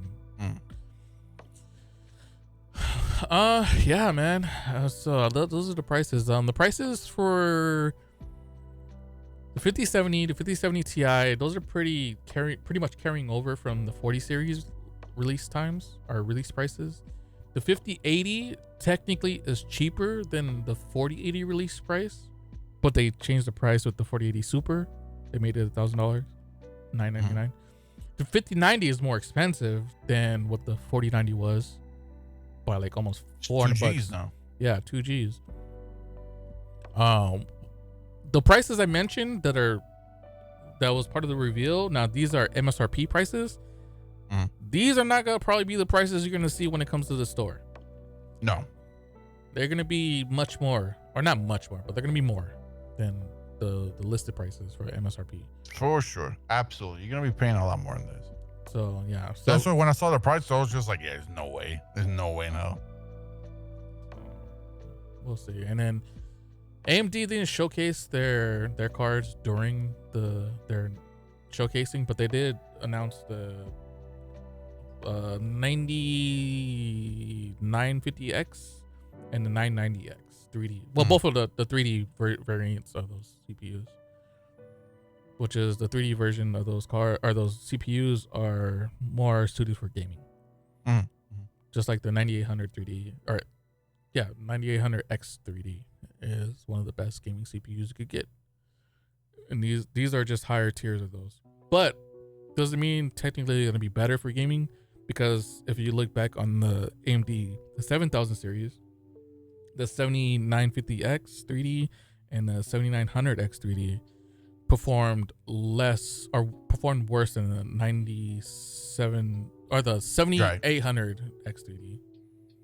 Yeah, dude, fucking AMD's they're fucking, the way they name their cards is just fucking all over the place, man. They just need to get with the times. Well, I'm talking about CPUs. Oh, but, CPUs. Okay, sorry. But also, the graphics card is going to be called the 970 9070, something like that. 970 XTX and all that. But I'm like, but AMD is also not out of the woodworks with the AI upscaling as well, because they also use FSR. FSR, yeah. And then FSR 4 is going to be their new generation of the FSR stuff, the AI frame generation stuff. So they're going to push that too. So just raw performance at this point, it's they want the best frames, or the more frames you could get, and AI is the way to do it, I guess. Intel's not out of the woodworks either. They use XESS, which is their version of frame generation. Yeah, upscale. Yeah. I'm with Gary on this. I wouldn't trust what NVIDIA says. I would definitely wait until a lot of these experienced YouTubers and tech guys come in and really like push and test the fuck out of these things and give them their reviews. I feel like they did a good job with the Intel graphics cards. A lot of them were very impressed with that. Mm-hmm. So I would definitely wait before you make the jump and you make the purchase and wait for one of these guys to, like I said, get their hands on it and just put it through the test and see what kind of numbers they come up with. Because I am not a fan of the AI based stuff like that. Like I want to see what it runs raw power, raw, like native, what it can handle. I mean, to be honest, like I can be hypocritical with it, but I'm not a fan of them pushing it, because I do use DLSS in a lot of my games. So I missed a time period where raw performance was the thing. That was the focus. Yeah. And then as far as like Intel and the recent graphics card, a tech YouTuber found an issue with it. Is they found that the B580 or 580 was running worse on older CPUs. It runs great with newer CPUs, but when they go back and use older CPUs, they found out it was running slower. But Intel has a thing that's called rebar, and rebar it needs to be enabled to get the full performance. And a lot of older CPUs don't have that. Right? Okay. Yeah, I mean, were people surprised at the CES? I think a lot of people are very skeptical. I have yet to see anybody that's like uber excited. Oh my god, 5090, I think everybody was just like, really? People initial impressions were they was really excited when they saw the claim that they had, especially when Jensen, the CEO of NVIDIA, was like, oh, the 5070 has performance of a 4090. And then you go to Twitter and when I saw it, I was like, bullshit. Yeah. When I saw it, I was like, bullshit. Okay, dude. Have you seen the actual card? The 5090 card? No. Oh, because remember he was like, that shit looks smaller, no? He was like, that shit looks big as fuck. I was like, no. Oh, it looks fucking huge. Yeah, it's smaller, actually. It's legit half the size of a 4090. Yeah, 4090 is a beast. Yeah, this one's smaller. When they did the comparison, I was like, oh, fuck. Yeah, it's like half the size. It's a 2-slot card. You haven't seen that in fucking forever. Yeah. But then again, he showed the PCB of the 5090, and it's like legit. It's small as fuck. It's like maybe like 6 inches. I was like, that's impressive. Well, I mean, shit. No, that's still impressive. Can't say it. Because it's small footprint on the card. But yeah, that's CES. Let's move on. That is CES. So the next topic we have here is, what are some games from a series you thought hurt the series? Are we choosing multiple games, or are we just listing them? What we're doing, like 3 of them, like as many as you want. As many as God, that would be here all night. First one that comes to mind right off the top of my head, for sure, easily, is Devil May Cry 2. I hear that. Well, I haven't played through the Devil May Cry series. That's one of the ones I want to play through. But Devil May Cry 2 really put a shit stain on the Devil May Cry franchise, because like Devil May Cry 1 came out swinging, and it was everything people hoped for. It was so good. And when DMC2 dropped, it was a former shell of what it was. It's like Dante got recasted. He no longer was like a cocky asshole, and he just became really serious, and it just the quality took a dump. It wasn't very good.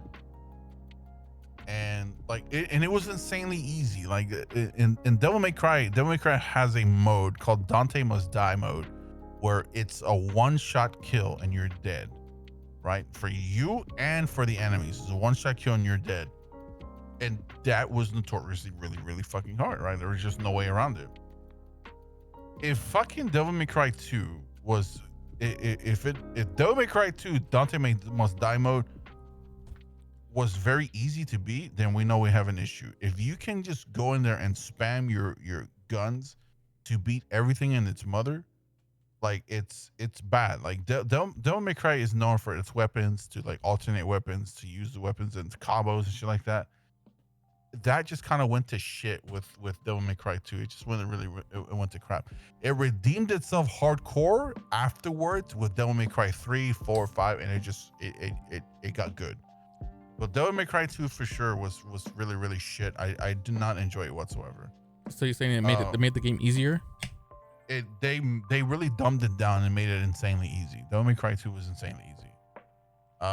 Another one for me, and this was a really hot topic for some people, because some people really like this game, and I was not a fan of it whatsoever.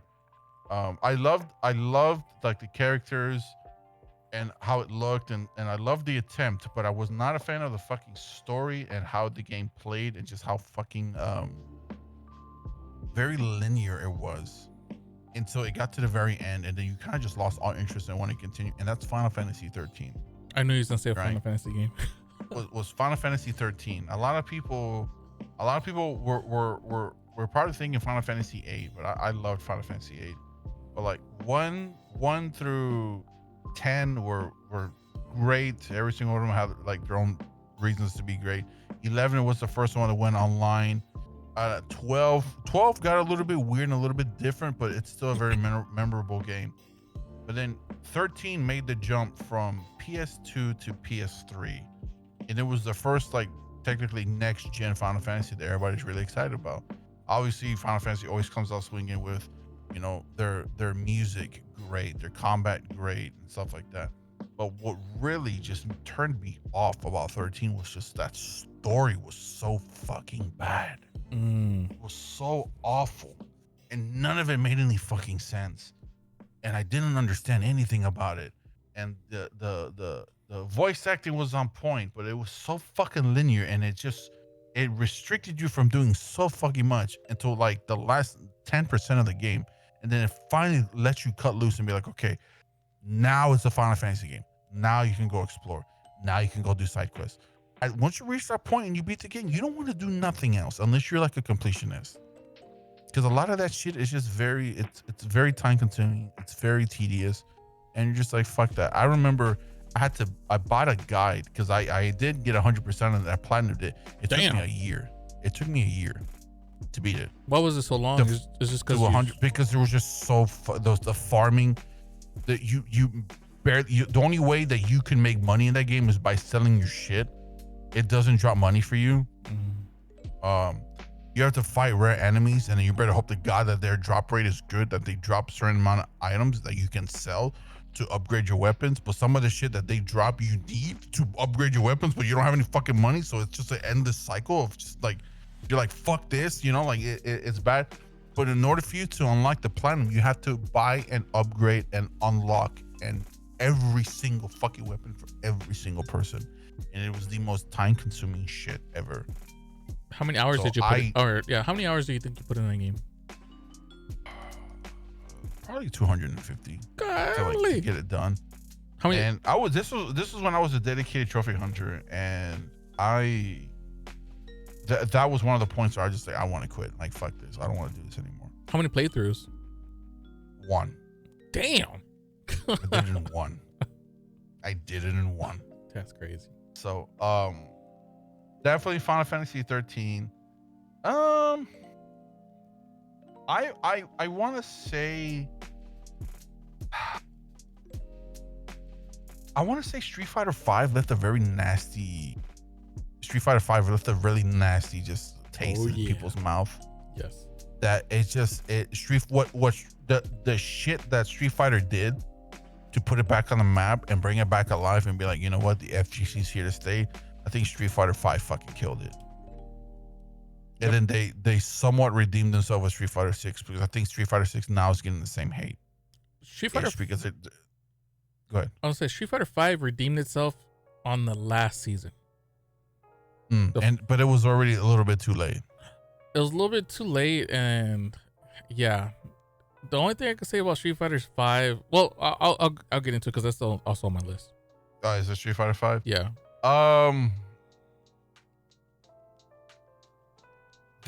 Damn, dude. Like this one's gonna be a little bit controversial for me. And this is, like I said, this is my personal opinion. A lot of people are gonna disagree. They're gonna be like, no, like this isn't good. Like this isn't true. Like you're full of shit. You don't know what you're talking about. In my personal opinion, what hurt, well, I feel like they were very lazy with this game, and what hurt the game for me, what revolutionized the game was Zelda Breath of the Wild, but what fucking what knocked it down a couple of steps back for me was Tears of the Kingdom. That's the Switch one, right? That's the Switch one. That's the one that came out afterwards. That game to me was so fucking boring and so fucking lazy that they used 95% of the same fucking assets, and it was such a chore to get through that I did not enjoy it whatsoever. To me, I feel like it was a big step back from the series. That I was just like, this isn't what I wanted to do. Like this made me realize I don't want another open world Zelda. What was the first? Like what was one? Breath of the Wild. Okay, never mind. Breath of the Wild. Breath of the Wild was 10 out of 10. That was a fantastic game. Tears of the Kingdom, while not dog shit, it wasn't dog shit. It wasn't a bad game. It was just, to me, very lazily put together. And the fact that I'm glad it didn't win Game of the Year. I'm super happy that it didn't win Game of the Year that time. So I think that's the one when Baldur's Gate got it. Oh, okay. So like 2 years ago, I think 3 years ago. So I think that's kind of it for me, man. You might come up with some ones that I.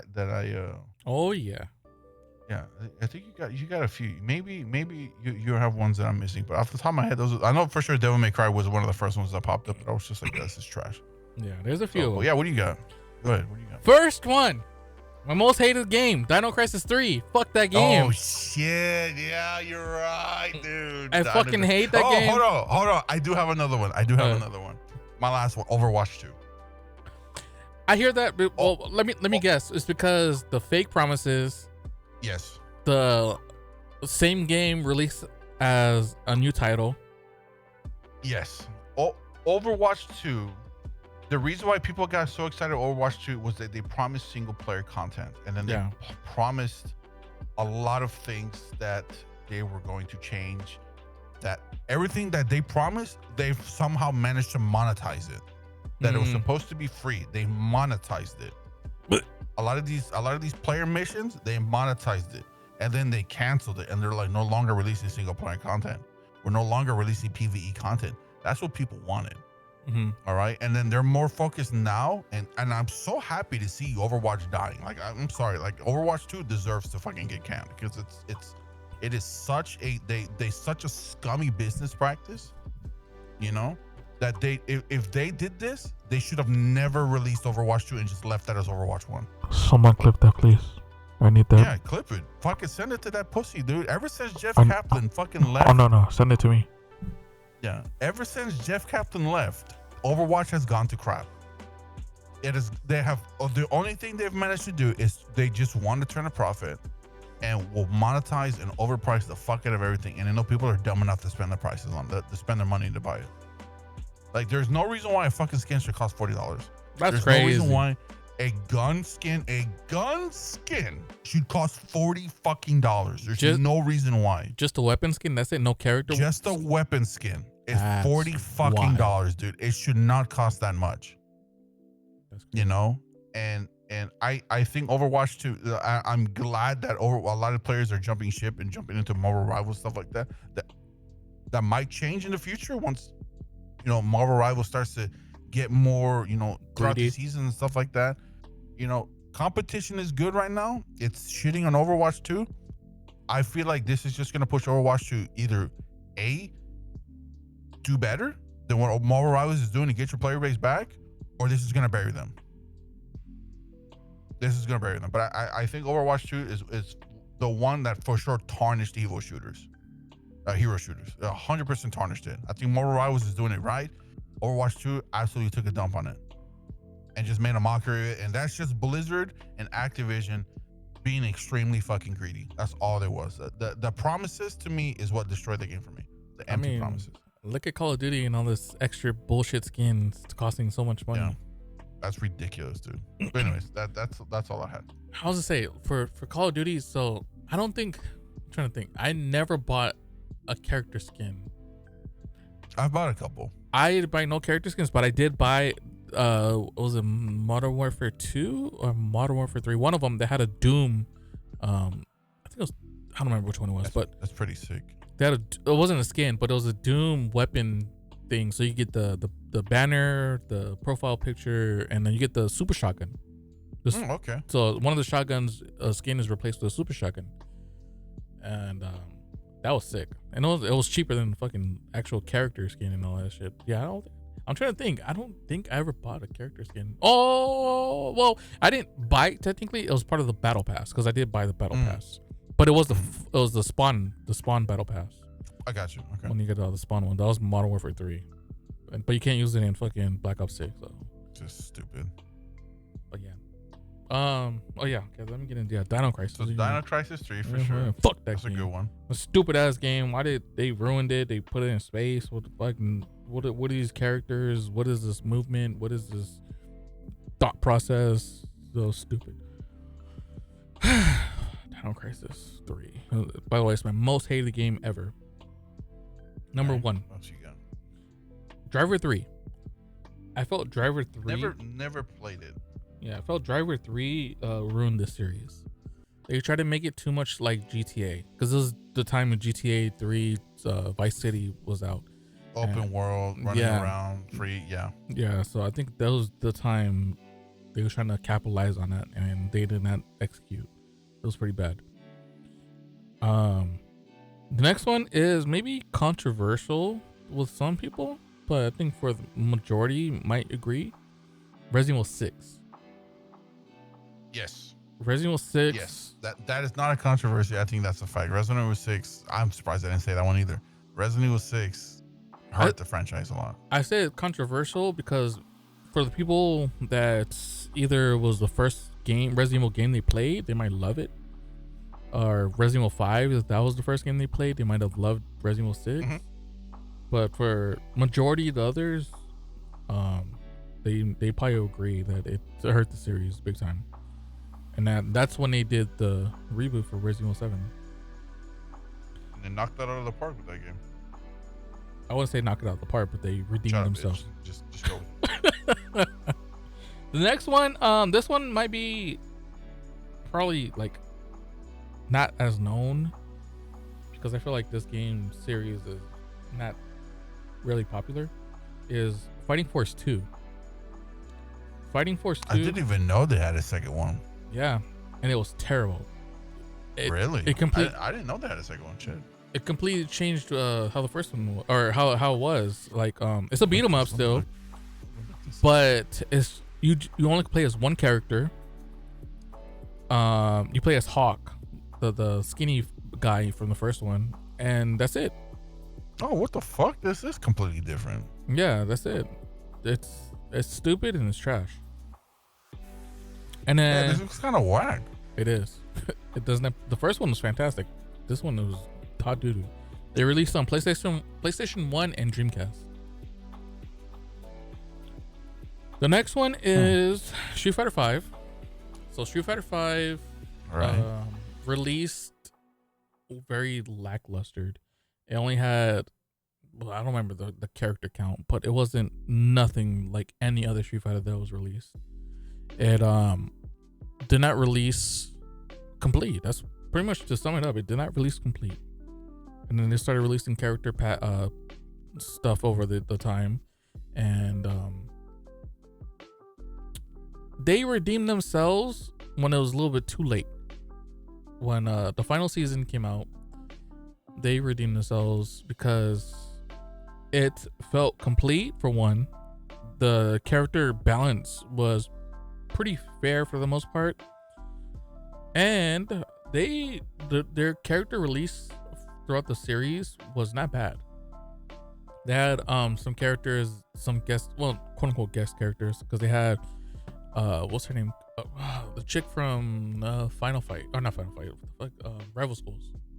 I forgot. Was it Akira? Akira. Yeah. Mm-hmm. So I thought the girl with the motorcycle helmet. Yeah. Yep. So I thought that was pretty sick. And then just the other characters they released was pretty good. It was pretty sick. I just hated Seth. Seth's design was not for me. Not a fan. One thing about Street Fighter 5 is also the gameplay. V-Trigger was stupid. I fucking hated V-Trigger. It was so dumb. It was relied on too much. It was the quote unquote comeback mechanic, because I mean it kind of was. The combos, they didn't have no skill put into it. Anyone could do the same combo. Just a mindless. There was just a bunch of mindless bullshit that people could do. Brainless shit, yeah. Or when the game first released, the jab anti-airs. Oh my fucking god, that was the dumbest shit ever. So when the game first released, like the first two, well, there wasn't even a season at the time, but the first like year, they had like a jab anti-air. Oh my fucking god, that used to piss me off so fucking much, because you'll try to jump in, and Ryo would just do a jab and hit you out of the jab, or hit you out of your jump attack. It's so stupid. But they finally fixed it over the seasons. But yeah, Street Fighter 5 was a huge disappointment to me, because I loved Street Fighter 4. Street Fighter 4, oh man. Street Fighter 4. The Street Fighter 4 put Street Fighter back on the map, because after Street Fighter 3, it I'm not gonna say it went to shit. It just got forgotten about. Third Strike. Yeah, it just got forgotten about, and like Third Strike dominated Evo and like dominated a lot of places and shit like that. But Street Fighter 4 is what brought everybody out of the woodworks and be like, you know what, I'm gonna start learning how to play fighting games. Well, you gotta remember too. Well, Third Strike dominated Evo because this was during the time the Evo with 37. Well, not only that, I'm not talking about that, but I'm talking about this is dominated the time when Evo only had like 1,000 people. Yeah, it was still underground. I still have an Evo 2007 DVD, dude. This is when like no one. This was when trying to take video games as a career and profession was unknown, was just unheard of. Yeah. No, Street Fighter for sure. Street Fighter 4 re-bloomed the fighting games. Absolutely, it kind of saved the fighting game. It did. Yeah. Because prior to that, fighting games they're still very underground. It was quiet. No one really spoke about it. I mean, you still had your King of Fighters, but King of Fighters is not a big franchise when it comes to the fighting game. It is in Mexico shit. Well, yeah, you know who fucking dominates King of Fighters? Fucking Mexico. Mexicans. Yeah, dude. Yeah, the Mexicans, dude. Absolutely. But yeah, Street Fighter 4 brought back fighting games. Just after Street Fighter 4, we saw Mortal Kombat come back. Mortal Kombat made a comeback. Yeah. Later on, we saw Killer Instinct come back. And they all did well, and then they're doing numbers now. Fighting games are doing numbers still. But let's move on. My last one is you might be surprised. Street Rage 3. I feel like Street Rage 3 kind of hurt the series. I am a little bit surprised on this one. Okay. Yeah, Street Rage 3 kind of hurt the series. For one, they kind of pulled the Resident Evil thing. Is they made the American version much harder than the Japanese version for whatever reason. So the game was very difficult. And in this game, if you play it on easy, you only can play the first 4 levels. Once you get to the 4th level, really? Yeah. Once you get to the 4th level, you get this ending that's like, oh, continue playing on hard mode or some shit, or hard, normal. I don't remember. That's how it was with Battletoads Double Dragon. If you use the 30 lives code, yeah, and you beat the game, it won't give you the ending. It'll be like, okay, now use it without, now beat the game without cheating. That's basically what it tells you. Oh, it's like, and you'll see the ending, like you see the real ending. And I'm like, oh god, and that game's already notoriously fucking hard. Yeah, so I feel like Street Rage 3 is the reason we didn't see a Street Rage for 26 years, or is it 26 or 28 years until Street Rage 4 came out. But for one, this game was also released at the end of the life cycle of the Sega Genesis. Is this the one with the kangaroo? Yes. Rue? Okay. Yeah, with Rue. Yeah. But yeah, Street Rage 3. And then my final one, MK1. Mortal Kombat 1. Because the fucking your buddy old pal, what do they fucking, I don't remember what they fucking call that stupid your thing. Oh, you talking about the recently released one? Yes. Yeah. Oh, I thought you talking about like actual Mortal Kombat 1. I'm like, what? You monster. You talking about like MK1? MK1 that released 2 years ago. Oh, you talking about the newest one? Oh, yeah, that one. I figured MK11 kind of killed the series, but I didn't. Nah, I mean, people did not like MK11, but I loved MK11. I fucking hated it, dude. That's when I stopped playing it because I loved 10. Oh no, 10 to me is a goat ass game. Oh yeah, great, 10 is for sure fantastic. Yeah. One of the best out of the recent ones. But I didn't feel like 11 killed it. Well, I think people that really did not like 11s because the whole system with the armor breaking and the combos were so much that you can pull some wicked ass shit in Mortal Kombat 10, bro, and then they just destroyed that in 11. The combo system in 11 was not there. It was like non-existent. It was like, what the fuck is this, like basic Mortal Kombat 1 and 2 again? Like it was Samurai Showdown with cool movesets. Yeah, dude, I was just like, what? And I returned it, dude. I remember I bought the collector's edition and I returned it. I was like, dude, I don't want nothing to do with this fucking game. No, yeah, when I went from X to 11, I had to learn how to play 11 because it was not the same. But once I learned 11, I enjoyed it. I have over 200 hours on 11. God damn, dude. On PlayStation. But yeah. And in Mortal Kombat 1, I didn't catch my attention. MK1, I have under 50 hours, I think. And it's because of cameo. I do not like the cameo system at all. You don't like the Marvel vs. Capcom 2 style of fuck no, because it doesn't work like Marvel vs. Capcom 2. That shit is stupid. I hate it. Yeah. It doesn't work for a Mortal Kombat game. It doesn't work for a Mortal Kombat. It should just stick to 1v1 instead of fucking bringing in other people and shit. Yeah, it's kind of like Street Fighter 6. I loved it when it first released, and then over time, Street Fighter 6, and then dealing with everything, you legit cannot play the game without using Drive Rush. And Drive Rush, I feel like that's how a cameo is, except it's a little different with cameos because you have different characters you can use as cameos. I got you. But the cameo system, I fucking hate it. I don't like it. It's relied on too much because you have to rely on it. It's part of the game mechanics. The game is built around the cameos. Yeah. I feel like this game. I'm not the only one. There's a huge. Oh, I'm sure, dude. Because like you can like. I mean, obviously Twitch is not a good place to gauge a game's life and shit like that. But like, but thanks, Duke. It just doesn't do very well. It doesn't do very well, and it's not you don't see a whole lot of content creators making shit about Mortal Kombat 11 and stuff like that. And MK1. I don't know MK1, and I don't know if they're done. I think they just released Conan or whatever, and that was about it. I saw I don't know if it's like official, but this is the last combo pack. The one with the good. They need to stop. I don't think they're gonna. Like they need to either go back to Injustice 3 or something, or do something to stop. Mortal Kombat needs to go away for a little bit. It needs to go away for a little bit. But as much as we're all Mortal Kombat fans, it just needs to go away for a little bit. Mortal Kombat sold like not in this era, but overall, as fighting game IPs, it sold the most fighting games compared to every other. Wow, that's amazing. It's because of the gore. Everyone wants to see some blood. Of course, dude.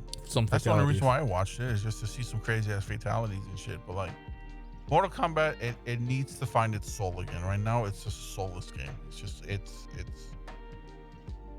I don't know what it is right now. Like I had this is the first Mortal Kombat that I didn't buy it. I was just like, I'm not interested in playing it.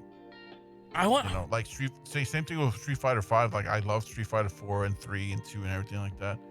But when Street Fighter 5 came out and I started watching it, I was just like, this game, what is this? Yeah. And I played it, and I put some hours into Street Fighter 5 and Street Fighter 6. Well, I put more hours into Street Fighter 6, but I didn't even touch 6.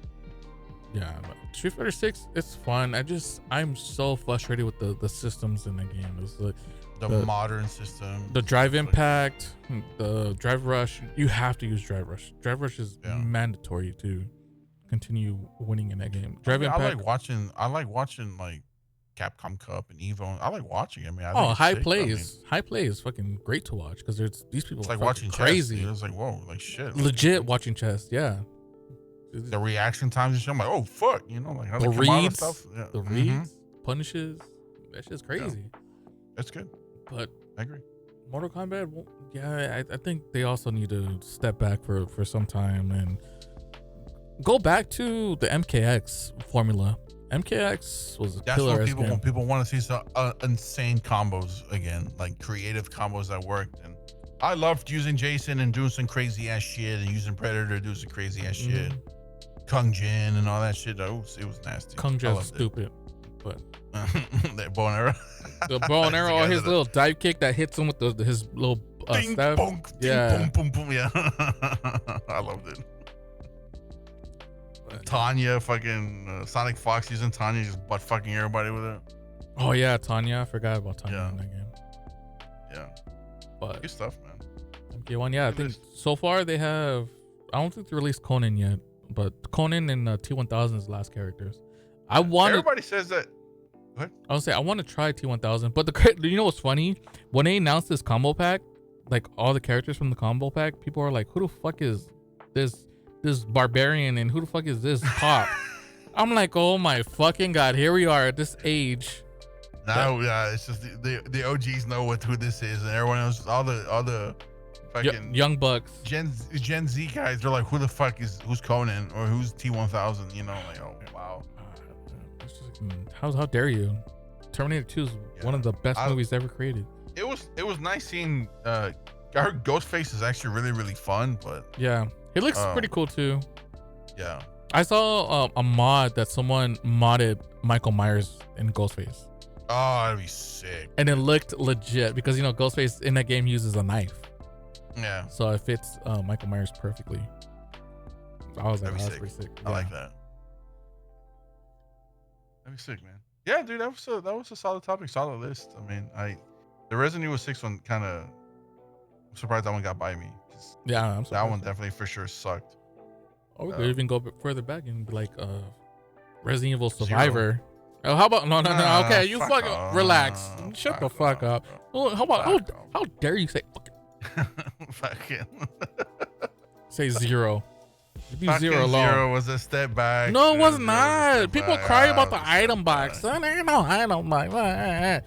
You fucking weenies. Yeah, that's for another cup. That's another topic there for you. Anyway. Oh god, bitch. Next topic is mine. Get on with it. This one is more. It's for everybody for the chat and more of like for the creative people and stuff like that. So my question to everybody was, if you were to design a video game from the ground up, any game, you don't have to worry about budget or anything like that. Any game from the ground up, what genre would it be, and what direction would you take it? Gary, I'm gonna let you go first. This one's a hard one. Okay. But for me, I mean, I'm sure you guys probably will know what I will do. A beat 'em up. Yep, exactly. A beat 'em up. Yeah. A fucking beat 'em up. A beat 'em up with a sick ass combo system. It has to have some sick ass combo system. Because a lot of beat 'em ups you have drop off. Well, Shoot Your Age 4 did it pretty well, but a lot of beat 'em ups will have a drop off system. If they have combos after a certain amount of hits or whatever, they'll fall. Nah, they want some sick ass fucking combo system going on. And a sick ass music playlist. Okay. But yeah. So would you rip off in the sense? Would you rip off Streets of Rage 2, or would you like? I would take the formula from Shoot Your Age 2 specifically and evolve it. I could see you making like a cholo fighter or some shit like that, dude. What is that supposed to mean? Bunch of fucking homies fighting. Yeah, what the fuck? You just see a lowrider drive by. Oh my god. Homies of rage. How dare you? Fucking funny, dude. One of the stages is Dodger Stadium. One of the guys is sea walking and shit. Well, actually, power up and shit. That would be pretty sick. RPG beat 'em up. Yeah, that's good. As you progress, you unlock skill points to build up your skills and whatnot. That would be pretty sick. Yeah, take notes, ladies and gentlemen. Take notes. That'd be pretty sick. But okay, that's a good one. I like that. What about you? Me personally, mine would be a horror game, 100%. Oh yeah, of course. It would be a horror game, but mine, I feel like horror games nowadays are so fucking formulaic, and the jump scares are very predictable. Yep. They're very predictable. The music is very predictable. What the fuck, dude? That Chucky thing scared the shit out of me. That Chucky thing behind you? Holy shit, dude. All I saw was the face. I was like, what the fuck, dude? It's been there forever. No, I just noticed it. It just zoomed in on your Chucky, but I'm like, oh fuck, what the hell? If I was to make a horror game, to me, what makes an effective jump scare, or what makes is not a jump scare at all. It's to let people know, hey, something is there. Something can see you. And we're only going to allow you to see a glimpse of it. It's not going to scare you. It's not going to like there was a movie that I feel like did it very, very well. And it was a movie called The Strangers. Oh, yes. Yeah, there was a part in the movie where like the camera was following the main character, and all you do, it does a quick pan, and you just see the dude with the mask on, and it's just sitting there. And what the hell are you doing? I was gonna say it'll be like the Chucky thing. Pretty much, it's just that. It's just it make scares a little bit more effective and stop using jump scares. Yeah, jump scares are great, but a lot of people are getting very desensitized from them. An effective scare for me would be, I like stalker type games, or something is constantly stalking you, but I want to make it to the point, kind of like Mr. X, but just redo the AI so that it will follow you everywhere. Nemesis is better. No, not Nemesis is better from RE3 OG. Yeah, but not the remake. The remake fucking dog shit. No, the guy's predictable. I like stalker style enemies where one of the biggest things that scares the fuck out of me in horror games is if I'm walking and I turn around and the fucking thing is behind me. It just sneaks up on you. You're like, oh shit, like. It's even worse, just like Mr. X, because you can hear his footsteps. Boom, boom. Yeah, but it would just sneaks up on you. You're like, oh fuck, whatever, and like it can like follow you in every fucking room. There's no safe, nothing. No safe room is safe or anything like that. And the thing can just fucking chase you. I like that. That's what I would do. I would definitely 100% make a horror game, and try to limit the jump scares here and there, but definitely find different, like something that's more effective to scare the shit out of people. And I don't know if I want to make it open world or not. I don't think it would work as an open world. No, I think it would burn out. It would burn out insanely fast. Yeah. Because I know there's some people that are like, they want a Resident Evil open world game, and I'm like, no. I don't think that would work. Yeah, I don't think it will work either unless it's a like small semi-linear open world. But if it's like full like Grand Theft Auto, no, that shit will not work. Because you get burnt would out. Run out of content. They would get burned out and run out of content insanely fast. Well, if they wanted that, they'll just play fucking Dead Rising. There you go. But that's what I would do. I for sure make a horror game. RPG, I don't think I have the knowledge to do an RPG game, because I know JRPGs very well. I don't really know American RPGs very well, like Elder Scrolls and Baldur's Gate. I'm not very well versed in like D&D and stuff. And I feel like some JRPGs are kind of cringe, but for sure horror games, I would do a horror game. Yeah, for beat 'em up RPG, like for skill levels, that's pretty simple. Like, would you do it turn-based? No, hell no. No, for beat 'em ups, no. Beat 'em ups wouldn't be turn based, because beat 'em ups you have a lot of characters on screen at this. Like as you progress in difficulties, you have a bunch of characters on screen at the time you're fighting. Turn based wouldn't work right. Wouldn't work. Yeah, I got you. But yeah, man, that's the question for you, Gary. Well, yeah, obviously you answered, but also a question for the viewers at home that are watching, and the people on YouTube watching, and the people live on Twitch.tv/LegendGary or Spotify. Or Spotify, yeah. Question for you guys, yeah. Comment down below. What game would you make, and what direction would you take it? That'd be nice. And honestly, dude, write this shit down. Like, you never know. A lot of people I've seen one-man developers come out with some crazy ass shit. Like the last game that I just played, the Unknown Tapes, 2 guys made that game. Yeah. 2 guys made that game, and it was fantastic. I loved it. Unity too. Unity, I don't know if it's free, but I hear it's not very difficult. I mean, once you get the basics, you could learn to create games off of it. Unity is a game engine. A lot of indie devs use Unity too. Yeah. So, for sure, man. Definitely.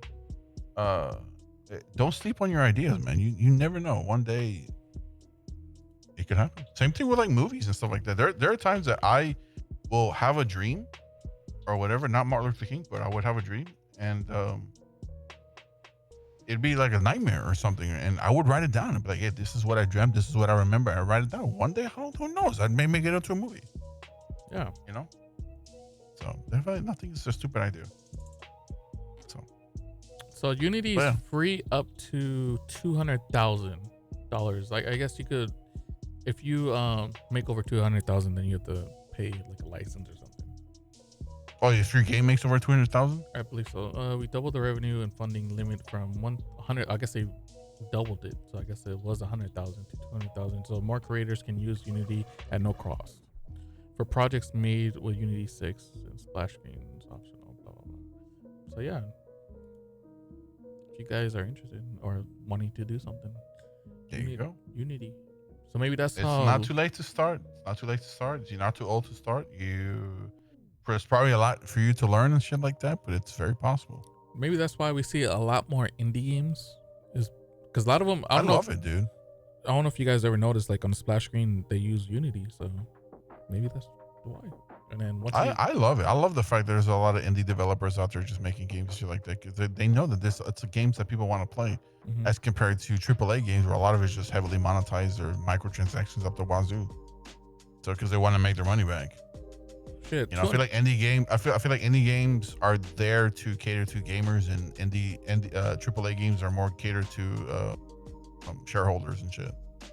Shout out to Unity for increasing the cost. There you go.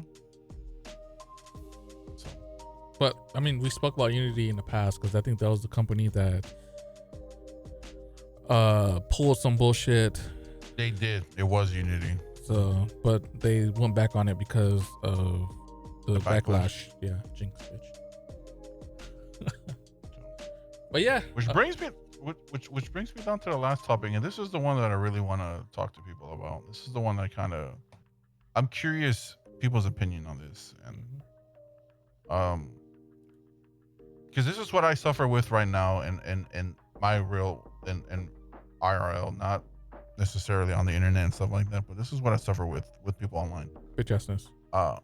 Huh? You suffer with bitch assness.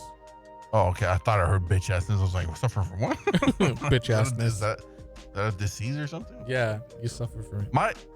My question to everybody is, how would you explain or introduce this hobby of ours, this world of ours that we all experience and live in, gaming, content creation, to somebody who isn't a part of it? Like someone who's not well versed in gaming, not well versed in nerd culture, not well versed in pop culture or anything along the lines of that. An example basically saying a non-gamer. How would you introduce somebody to this shit? You know? Mm-hmm. You want me to go? Yours, sir. Oh, you want me to go? Okay. So this was a hard one because it is a hard one. It really makes you think, because it's just like, like your girl, for example, she wasn't a gamer, right? When you met her? Not really, but she played games, and because she never had systems growing up. Well, besides her brothers, but she'll play games, so she wasn't opposed to playing games or anything like that. She wasn't against it, so she knew what games was. And when we was together, when we was younger, she had my Xbox for a while, and she played through Half-Life 2 multiple times. Oh, well, okay. So she was okay. So she got introduced to it for the most part. I mean, she didn't get introduced to gaming, but she got. Yeah, because I didn't introduce her to gaming. Her brothers did when she was a kid. I got you. Okay. So I didn't know. She knew about gaming and all that stuff, and she always interested, and she always enjoyed playing when she was able to. So that's not nothing. That's a little different.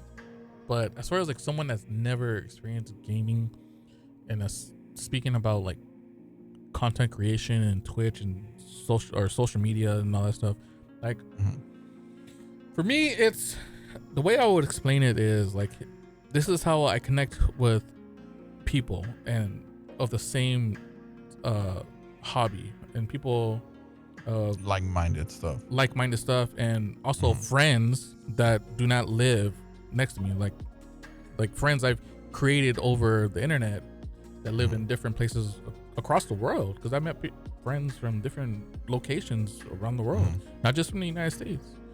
And this is where we could come play games. Well, they could watch me play games or just sit here and talk. Like for you and Shake, an example is like, you guys yap and you guys build up conversations and get chat going and get everyone involved. Nightbot doesn't like to talk to me, so shut the fuck up.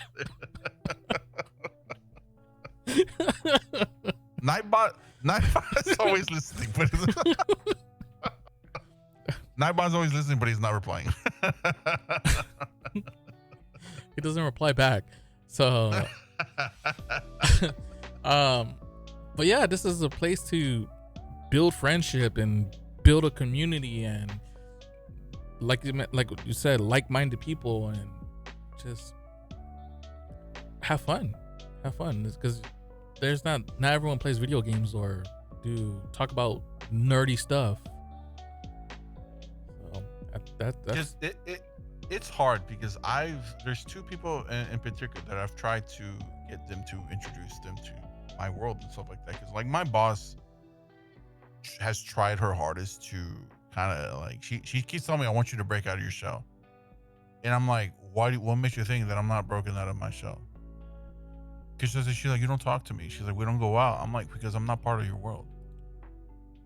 You know, like she likes to be the center of attention. I don't. You know, I was like, I'm part of a different world, and I was like, come be a part of my world for a little bit and see what I do. Maybe you might like it. Maybe you'll have some fun. You'll meet some decent people here. You'll meet some fucking cocksuckers as well, but you'll meet some decent people here. You know, but to some people, this is just, it's too nerdy for them. And I'm like, what's wrong? What's wrong with that? So the biggest thing is like, oh, why would you want to watch other people play video games instead of playing yourself? Why not? That's the biggest thing. That's like, you watch football, you watch sports. Same shit. Why don't you go play it? Because it's more physical. You watch NASCAR, you go. You want to go drive? Go. I don't have a license.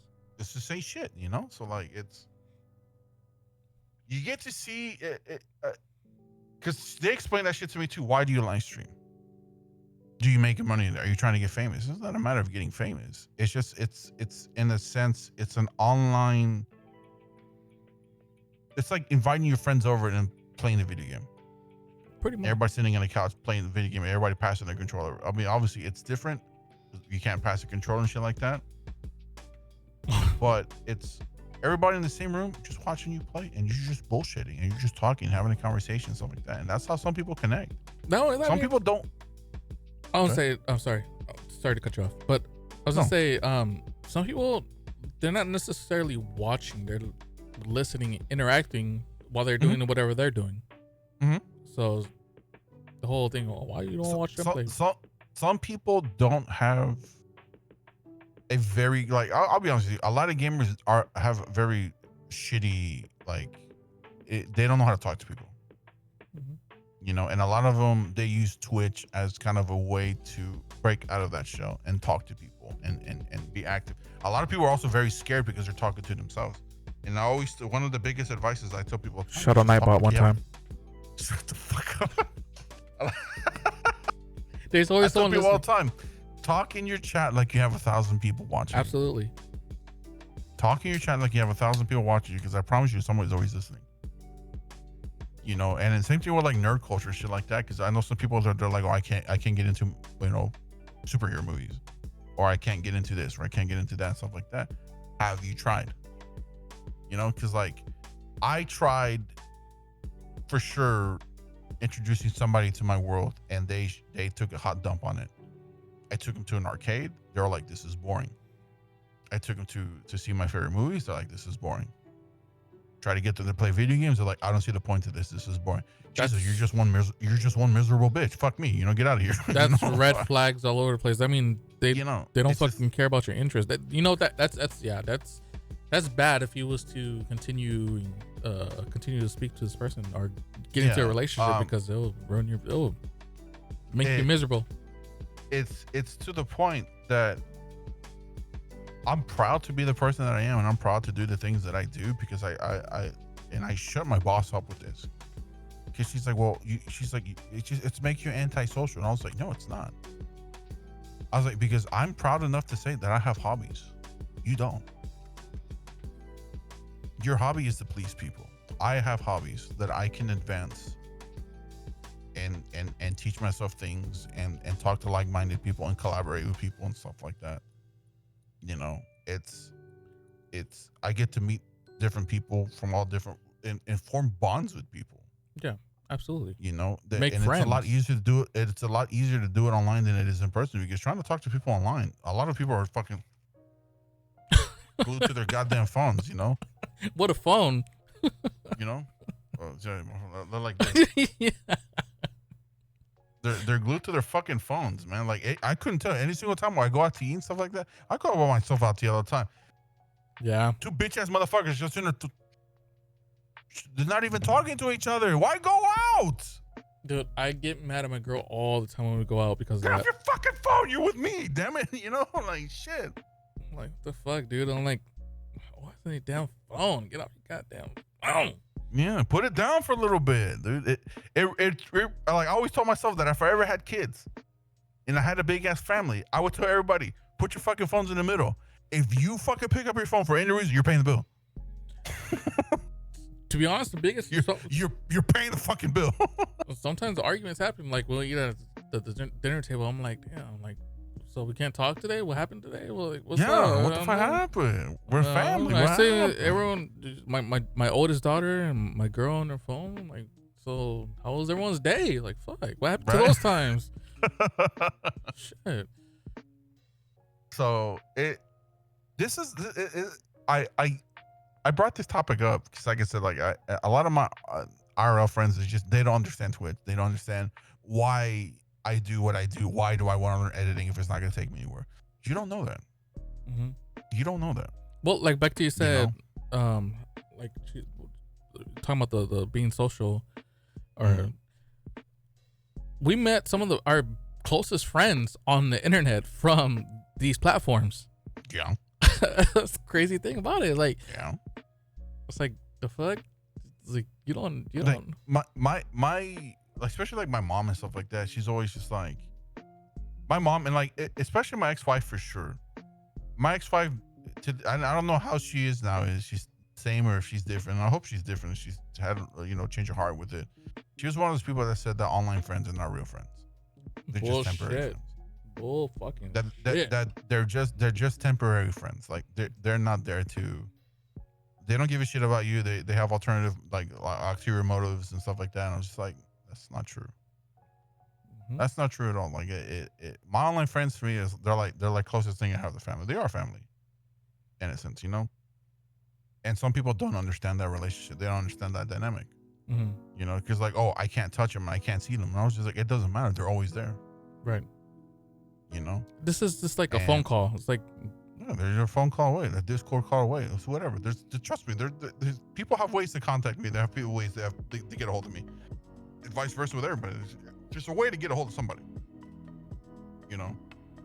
And it's for people to have that mentality, go, it's too nerdy and it's too this and it's too that. And I'm just like, dude, I love and I appreciate passionate people. I will never shit on somebody's passion, whatever it is that they're involved in. Yeah, like my helper, he's a hardcore Star Wars and Lord of the Rings nut. Mm-hmm. And I think it's a little too nerdy for me, especially if he starts talking about the old Republic and shit. And I'm just like, brother, shut the fuck up. I don't know what you're talking about. But it's his passion. But I like I told him, dude, I love the passion. I love the fact that this shit. Like it's awesome. I don't care about it, but I mean, yap away. It's gonna go into one ear and out the other because I'm not gonna retain this information. I don't care. I'm not that well versed in Star Wars. But I love that people are like I love the fact that you're into tech. I love it. I was like, this is great. Like he knows his shit with technology. I don't know. I'm a fucking idiot with that shit, like, and it's like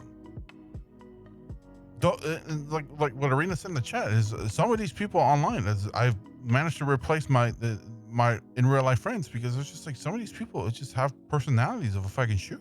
Mm-hmm. And I can't talk to these people. And like my friend that I invited to the Korn concert, she tells me all the time, why don't you ever come over? Because we have nothing to talk about. We have nothing in common. The concert. I've attempted to introduce besides music, I was like, I've attempted to introduce you to my world. You shat on it. You've disrespected me. I was like, I don't want to do this anymore. That's a red flag. That's already. I was like, you took a hot steaming dump on it. I was like, I've tried my best to bring you out of your shell and find out what you're passionate about. If you're not passionate about anything, then that to me is a red flag. Another thing. You gotta have. What? I was gonna say, finish what you gonna say. You gotta have some sort of hobbies, man. Something, dude. And anything. Start something. Even if it's pointless to you, start it. Mm-hmm. Find a passion for something. That's it. I was gonna say, another thing I want to bring out is like how once you meet someone and you start getting closer to them and you start talking about all the games you play and stuff like shit like that, like you don't know if this person is gonna bring you into another interest that you never had an idea that you might like, and then you bloom something else. Like you bloom something that you like. Oh shit, this was fucking cool. I actually like this. Thank you. Like there's this, cause since we're so much into the same liking of said hobby or whatever. Mm-hmm. There's because a hobby is bloom. There's so much to explore in that hobby, and then that person might be like, hey, check this out, or hey, try this, or see if you like this. Mm-hmm. Oh, I love this. Maybe you should try it. And then you're like, you know what? All right, fuck it. Let me try it. It doesn't hurt. For sure. And then next thing you know, you're like, holy fuck, this shit was cool. You just get introduced to a whole different other world. You're like, oh fuck, like you just expand and you just go from there, and that's the glory. That's the good thing about because I used to have a very negative outlook of Twitch and content creation, stuff like that. And when I came back, I was just like, dude, just come in here with an open mind. Yeah, there's some fucking weird ass people on the internet. Like, there's no doubt about it. It's gonna be weird ass people everywhere you go. Yep. But at the same time, there's some decent people out there, and to give people a legitimate shot, and not just be like, oh, I don't think I'll like this person, or I don't think I'll do this. I don't think. Just give them a shot, dude. To be honest, I think this is a thing, not just for streaming, gaming, content creating. I think this is a thing for every hobby. Like when it comes to photography, there's people like, well, why am I gonna buy an expensive camera when I can take a picture of my phone? and I think that there's just so much in every hobby that it's hard to break out a person to get them to understand what that hobby is. Cause I get that a lot. Like, it's like, why would I spend this much on a camera? I saw it recently on Twitter, or X, formerly known as Twitter, as Jake would say. Because there's a lens that went on clearance on Best Buy, and I was like, oh fuck, I wish I had money because I would buy that shit right up. It went on clearance for a lot. I was like, damn, I wish I had money right now. I'll buy this shit. And people in the, you know who posted it? Wario posted it. Mm-hmm. And Wario 64. Is this his name? I think. Yeah. And he posted that deal. And people in the chat were like, is this just for the camera or the lens? Like it's just the lens. It was just the lens, because it was $1,000 lens that discounted to $400. Phew, that's a big drop. It's a huge drop. Mm-hmm. And people are like, oh, so this is just the lens of the camera, and people are like, oh, this is just the lens. And I was like, what the fuck? This shit's so expensive. I'm like, that's cheap, because I know photography and lenses and costs and all that shit. Because I mean, shit. Talk about cost right here. This motherfucker right here is super expensive.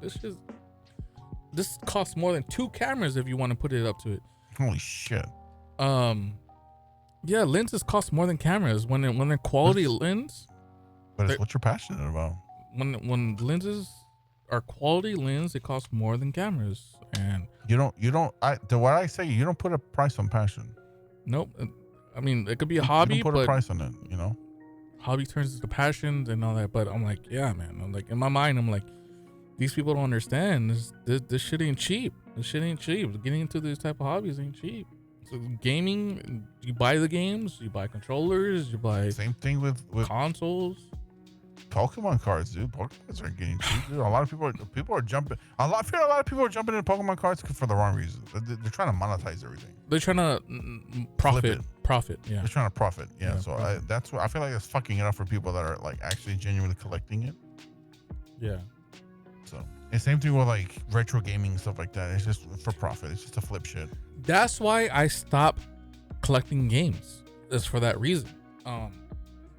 Because, well, the cost of retro games, they already was going up pre-COVID. Once COVID hit, that shit skyrocketed because people were home.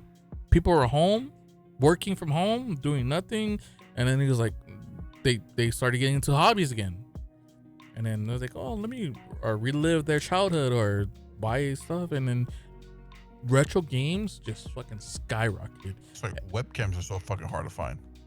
They're not hard to find now, but not now, but they were. Oh, back then, yeah, back then it was super hard to find because people were working from home. Yeah, and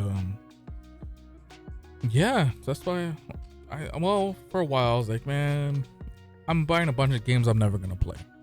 Mm-hmm.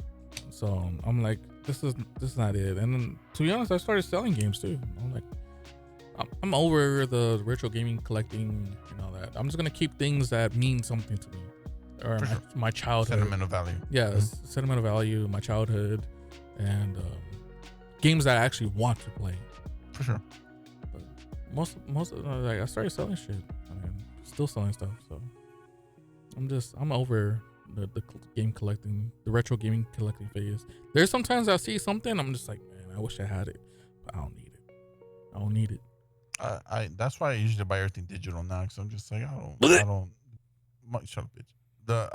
It's just I'm not a fan of like I already have a lot of shit to begin with, you know, and I don't want to collect anymore, dude. Same thing with like pops and stuff like that. Like I used to be a hardcore pop collector, and I was just like, nah. I never got into pop collecting. The only I started to, and I was just like, no, too expensive. The only pop collecting I got into was to collect all the Resident Evil ones. That's the only pops I really collected. Was all, and I got all of them. I was happy to get all of them before the rise in cost. Apparently they're really expensive now. Are they? Yeah. So I have all of them plus the both variants of the Tyrant. Yeah. The Hot Topic one and the Target one. One of them was glow in the dark. But yeah. So that was a man. Final topic. That was the final topic, man. That was a good one. That was good. These topics were really good. Yeah. I wish Shake was here. Shake was here. Yeah. Shake is in the chat so you could yell at me. Already told you to shut up. So I know. Fucking rude. Oh, but these are. So what do you think, man? Should we put a stamp on this and wrap for into next week, or? Yeah. So unless someone has something else real quick they want to say, if not, then get it off your fucking chest now. Say something, bitch. Say it with your chest. Say it with your chest. Say it with your chest. So. But yeah. But if not, guys, as always, man, thanks for tuning in to the podcast. Always a pleasure. Thanks for joining us in our shenanigans. I really enjoyed for sure the top 5, dude, because that in itself could have been the entire podcast there. No shit, we could that could have been the entire fucking podcast there. That was great because that brought back a lot of memories, nostalgia for people, and a lot of good memories for people. And like I said, majority of our audience, we're all roughly the same age, and we grew up in the same, time frame, and so everyone knows what everybody was talking about. So that was pretty cool. And the crazy thing about the whole thing, because how did this topic come up? When this top 5 came up, I was scrolling through Instagram, and I saw someone post, was like, oh, things if he was a 90s kid, and it was just like pictures just lined up, and I was like, oh my fucking god. If I can add one more, just the last one, going to Toys R Us. Oh my fucking god, going to Toys R Us. Going to Toys R Us. Toys R Us, man. Fuck KB Toy Store. Rest in peace. Toys R Us, dude. Rest in peace, both. Both. KB Toy Store. I think KB Toy Store fault is because it was only in the mall. I wanna be a Toys R Us kid. Yeah. No, KB Toys because it was in the mall only. KB's was only in the mall. But Toys R Us, man, it was just man. I miss going to Toys R Us. I had so many birthdays going to Toys R Us, getting toys. Luckily, my brother, so me and my middle brother were 8 years apart, and me and my oldest brother were 16 years apart.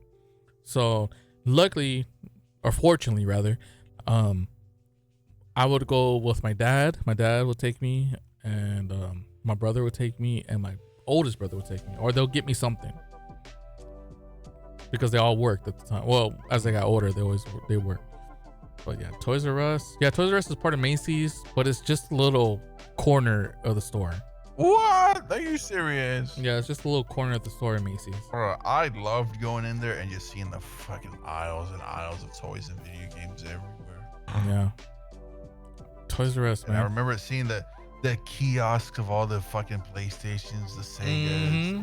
That's when I first discovered the Sega Saturn. I was playing Panzer Dragoon and Primal Rage. And, Primal Rage. I remember, the game called Knights.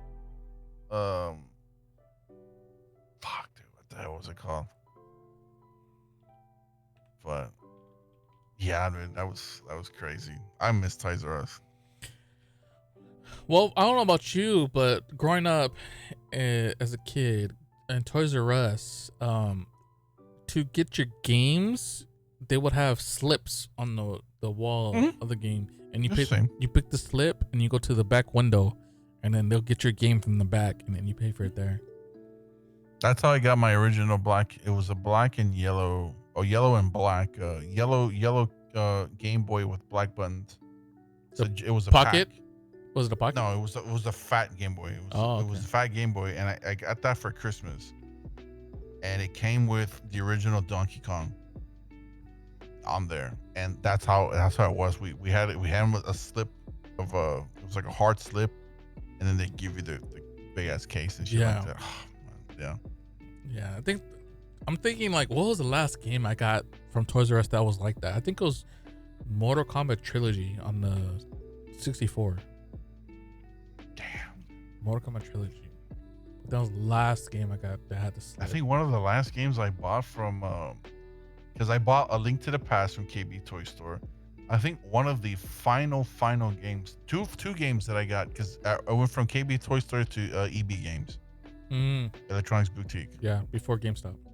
Before it was GameStop, so it was EB Games. But at KB Toy Store, it was two games that I bought. It was Legend of Dragoon for the PS1, and then Final Fantasy 7. Oh man, PS1 games. PS1 games. I still remember they're like, yeah, can I get a PS1 game, please? Yeah, going through. And it was greatest hit too, and it was like $20. Here you go, there, $20. I have Final Fantasy right now. Because I was gonna list it to sell, but oh, you have the black labeled one. Yeah, but it's not the misprint.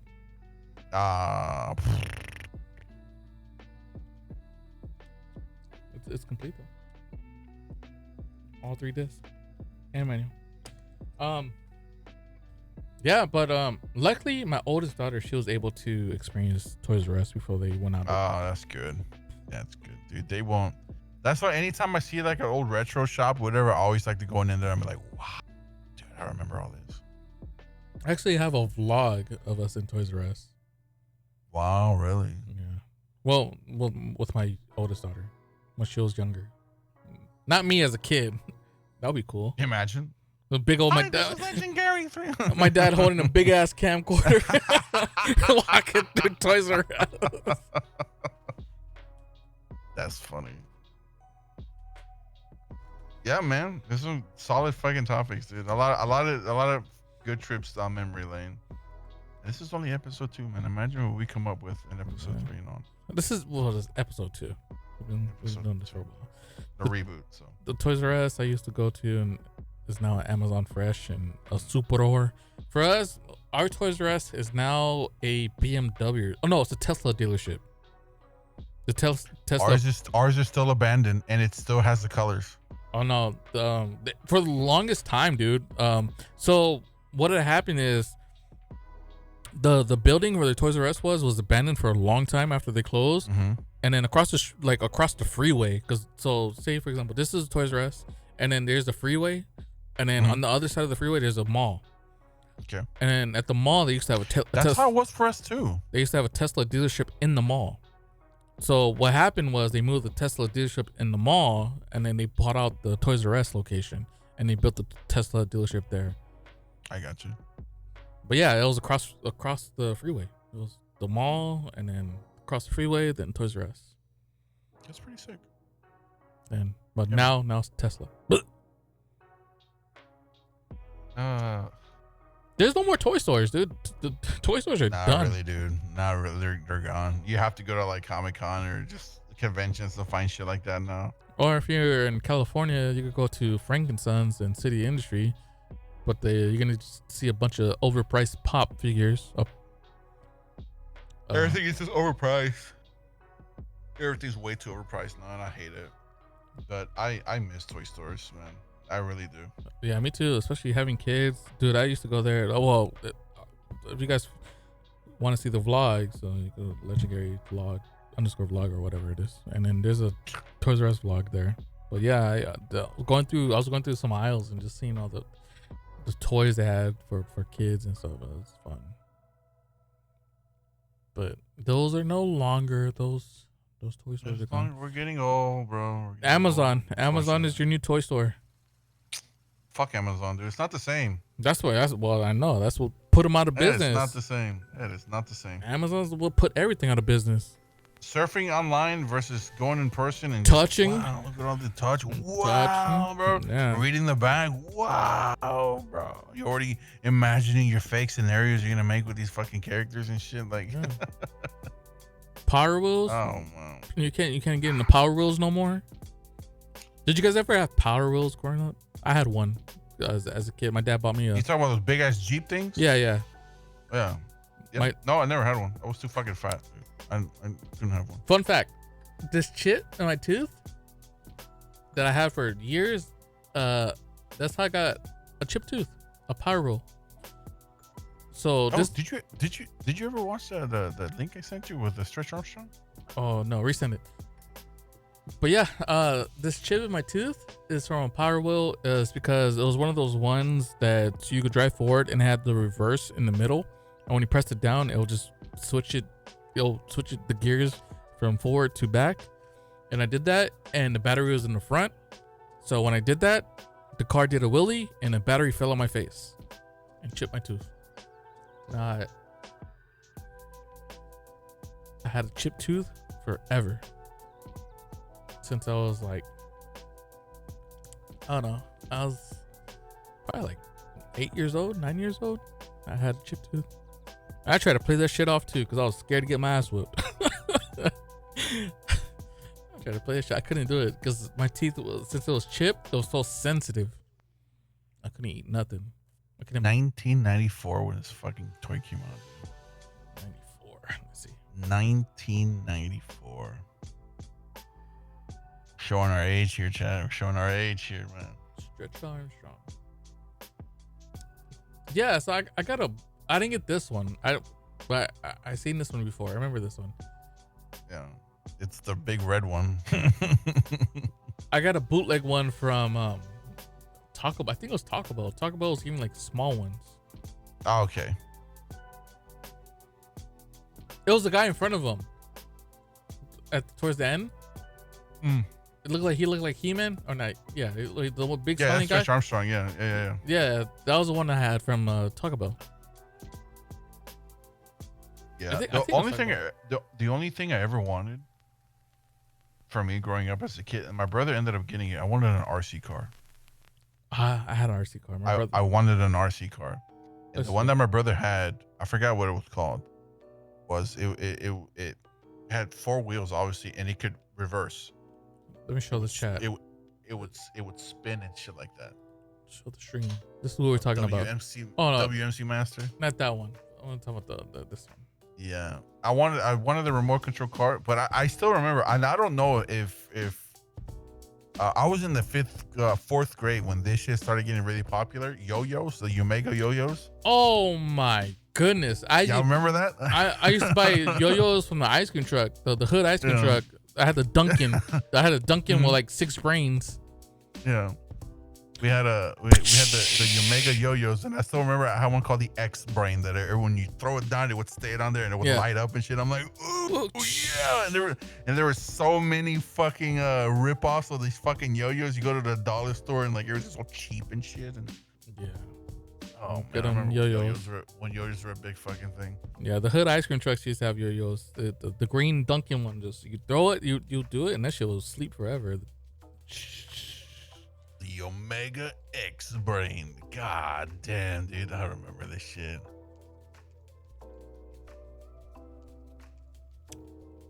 Fuck. I was in the 4th grade, dude, when this shit came out. Yo-yos were so sick. That was a wave too. That was a wave after like Pogs. It was fucking, everybody had yo-yos, and even it reached a point that our school was banning them. Our school was like, nah, dude, you can't have that shit anymore. Our school banned them too. I remember this one. Then it went from yo-yos to laser pointers. Laser pointers were a fucking thing. For us, it was Pokemon cars. Yeah, Pokemon cards as well. Pokemon started getting popular, and they're like, nah, no more fucking Pokemon cards. That's funny. But yeah, I had a Omega X brain. It was blue. Never had a Omega one. I just had the fucking. It's called Omega. There was like Omega Firestorm, and like there was like more easy ones, and there was like more advanced ones and shit. And dude, walk the dog and do some crazy shit like, oh man, rock the cradle. You do some, you pop it up and then go, you swing it. A lot of crazy shit you could do, man. It brings me back. Like I said, we could be here all day talking about it. It's like, that was after Pogs. All after Pogs. So, damn, good old times. But yeah, brother. Let's put a wrap. Yeah, let's wrap this shit up. We've been going on for 2 hours. Yeah, this was a long one. For only 2 of us? That's crazy. Yeah, 2.5 hours. It's just 2 people. Yeah, we had a lot to talk about. Yeah. Duke, where can they find you? Yeah, you can find me at twitch.tv/Lord_Dookie. I mainly stream on the weekends. I play a lot of horror games, content farming, stuff like that. Definitely gonna try to add a weekday into it. Not sure what day, but I'm still working on that. Follow me on x.com/Lord Dookie there, 2 zeros. Don't really post anything. I am gonna start posting shit on there though. And then find me on youtube.com, where I'm probably the most active in. Lord_Dookie88, same thing, 2 zeros. I try to post at least 3 to 4 shorts a week with 1 long form content. I just released a video today. If you guys can go in there and show it some love. But yeah, that's where you guys can find me. So. And you could find me on. Actually, I need to change this because I switched my other stuff back to Legendary 323. But on Twitch, you can find me at Legendary _ ×2 double underscore Gary _ Legend _ Man, fuck you. Just check the description. That's all I can say. That's the most. Never again.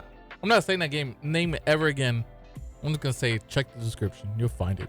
There you go. Check the description, guys. Fucking assholes. These guys are bullies. Okay. Oh man. And we're out of here. Okay. Bye. Bye.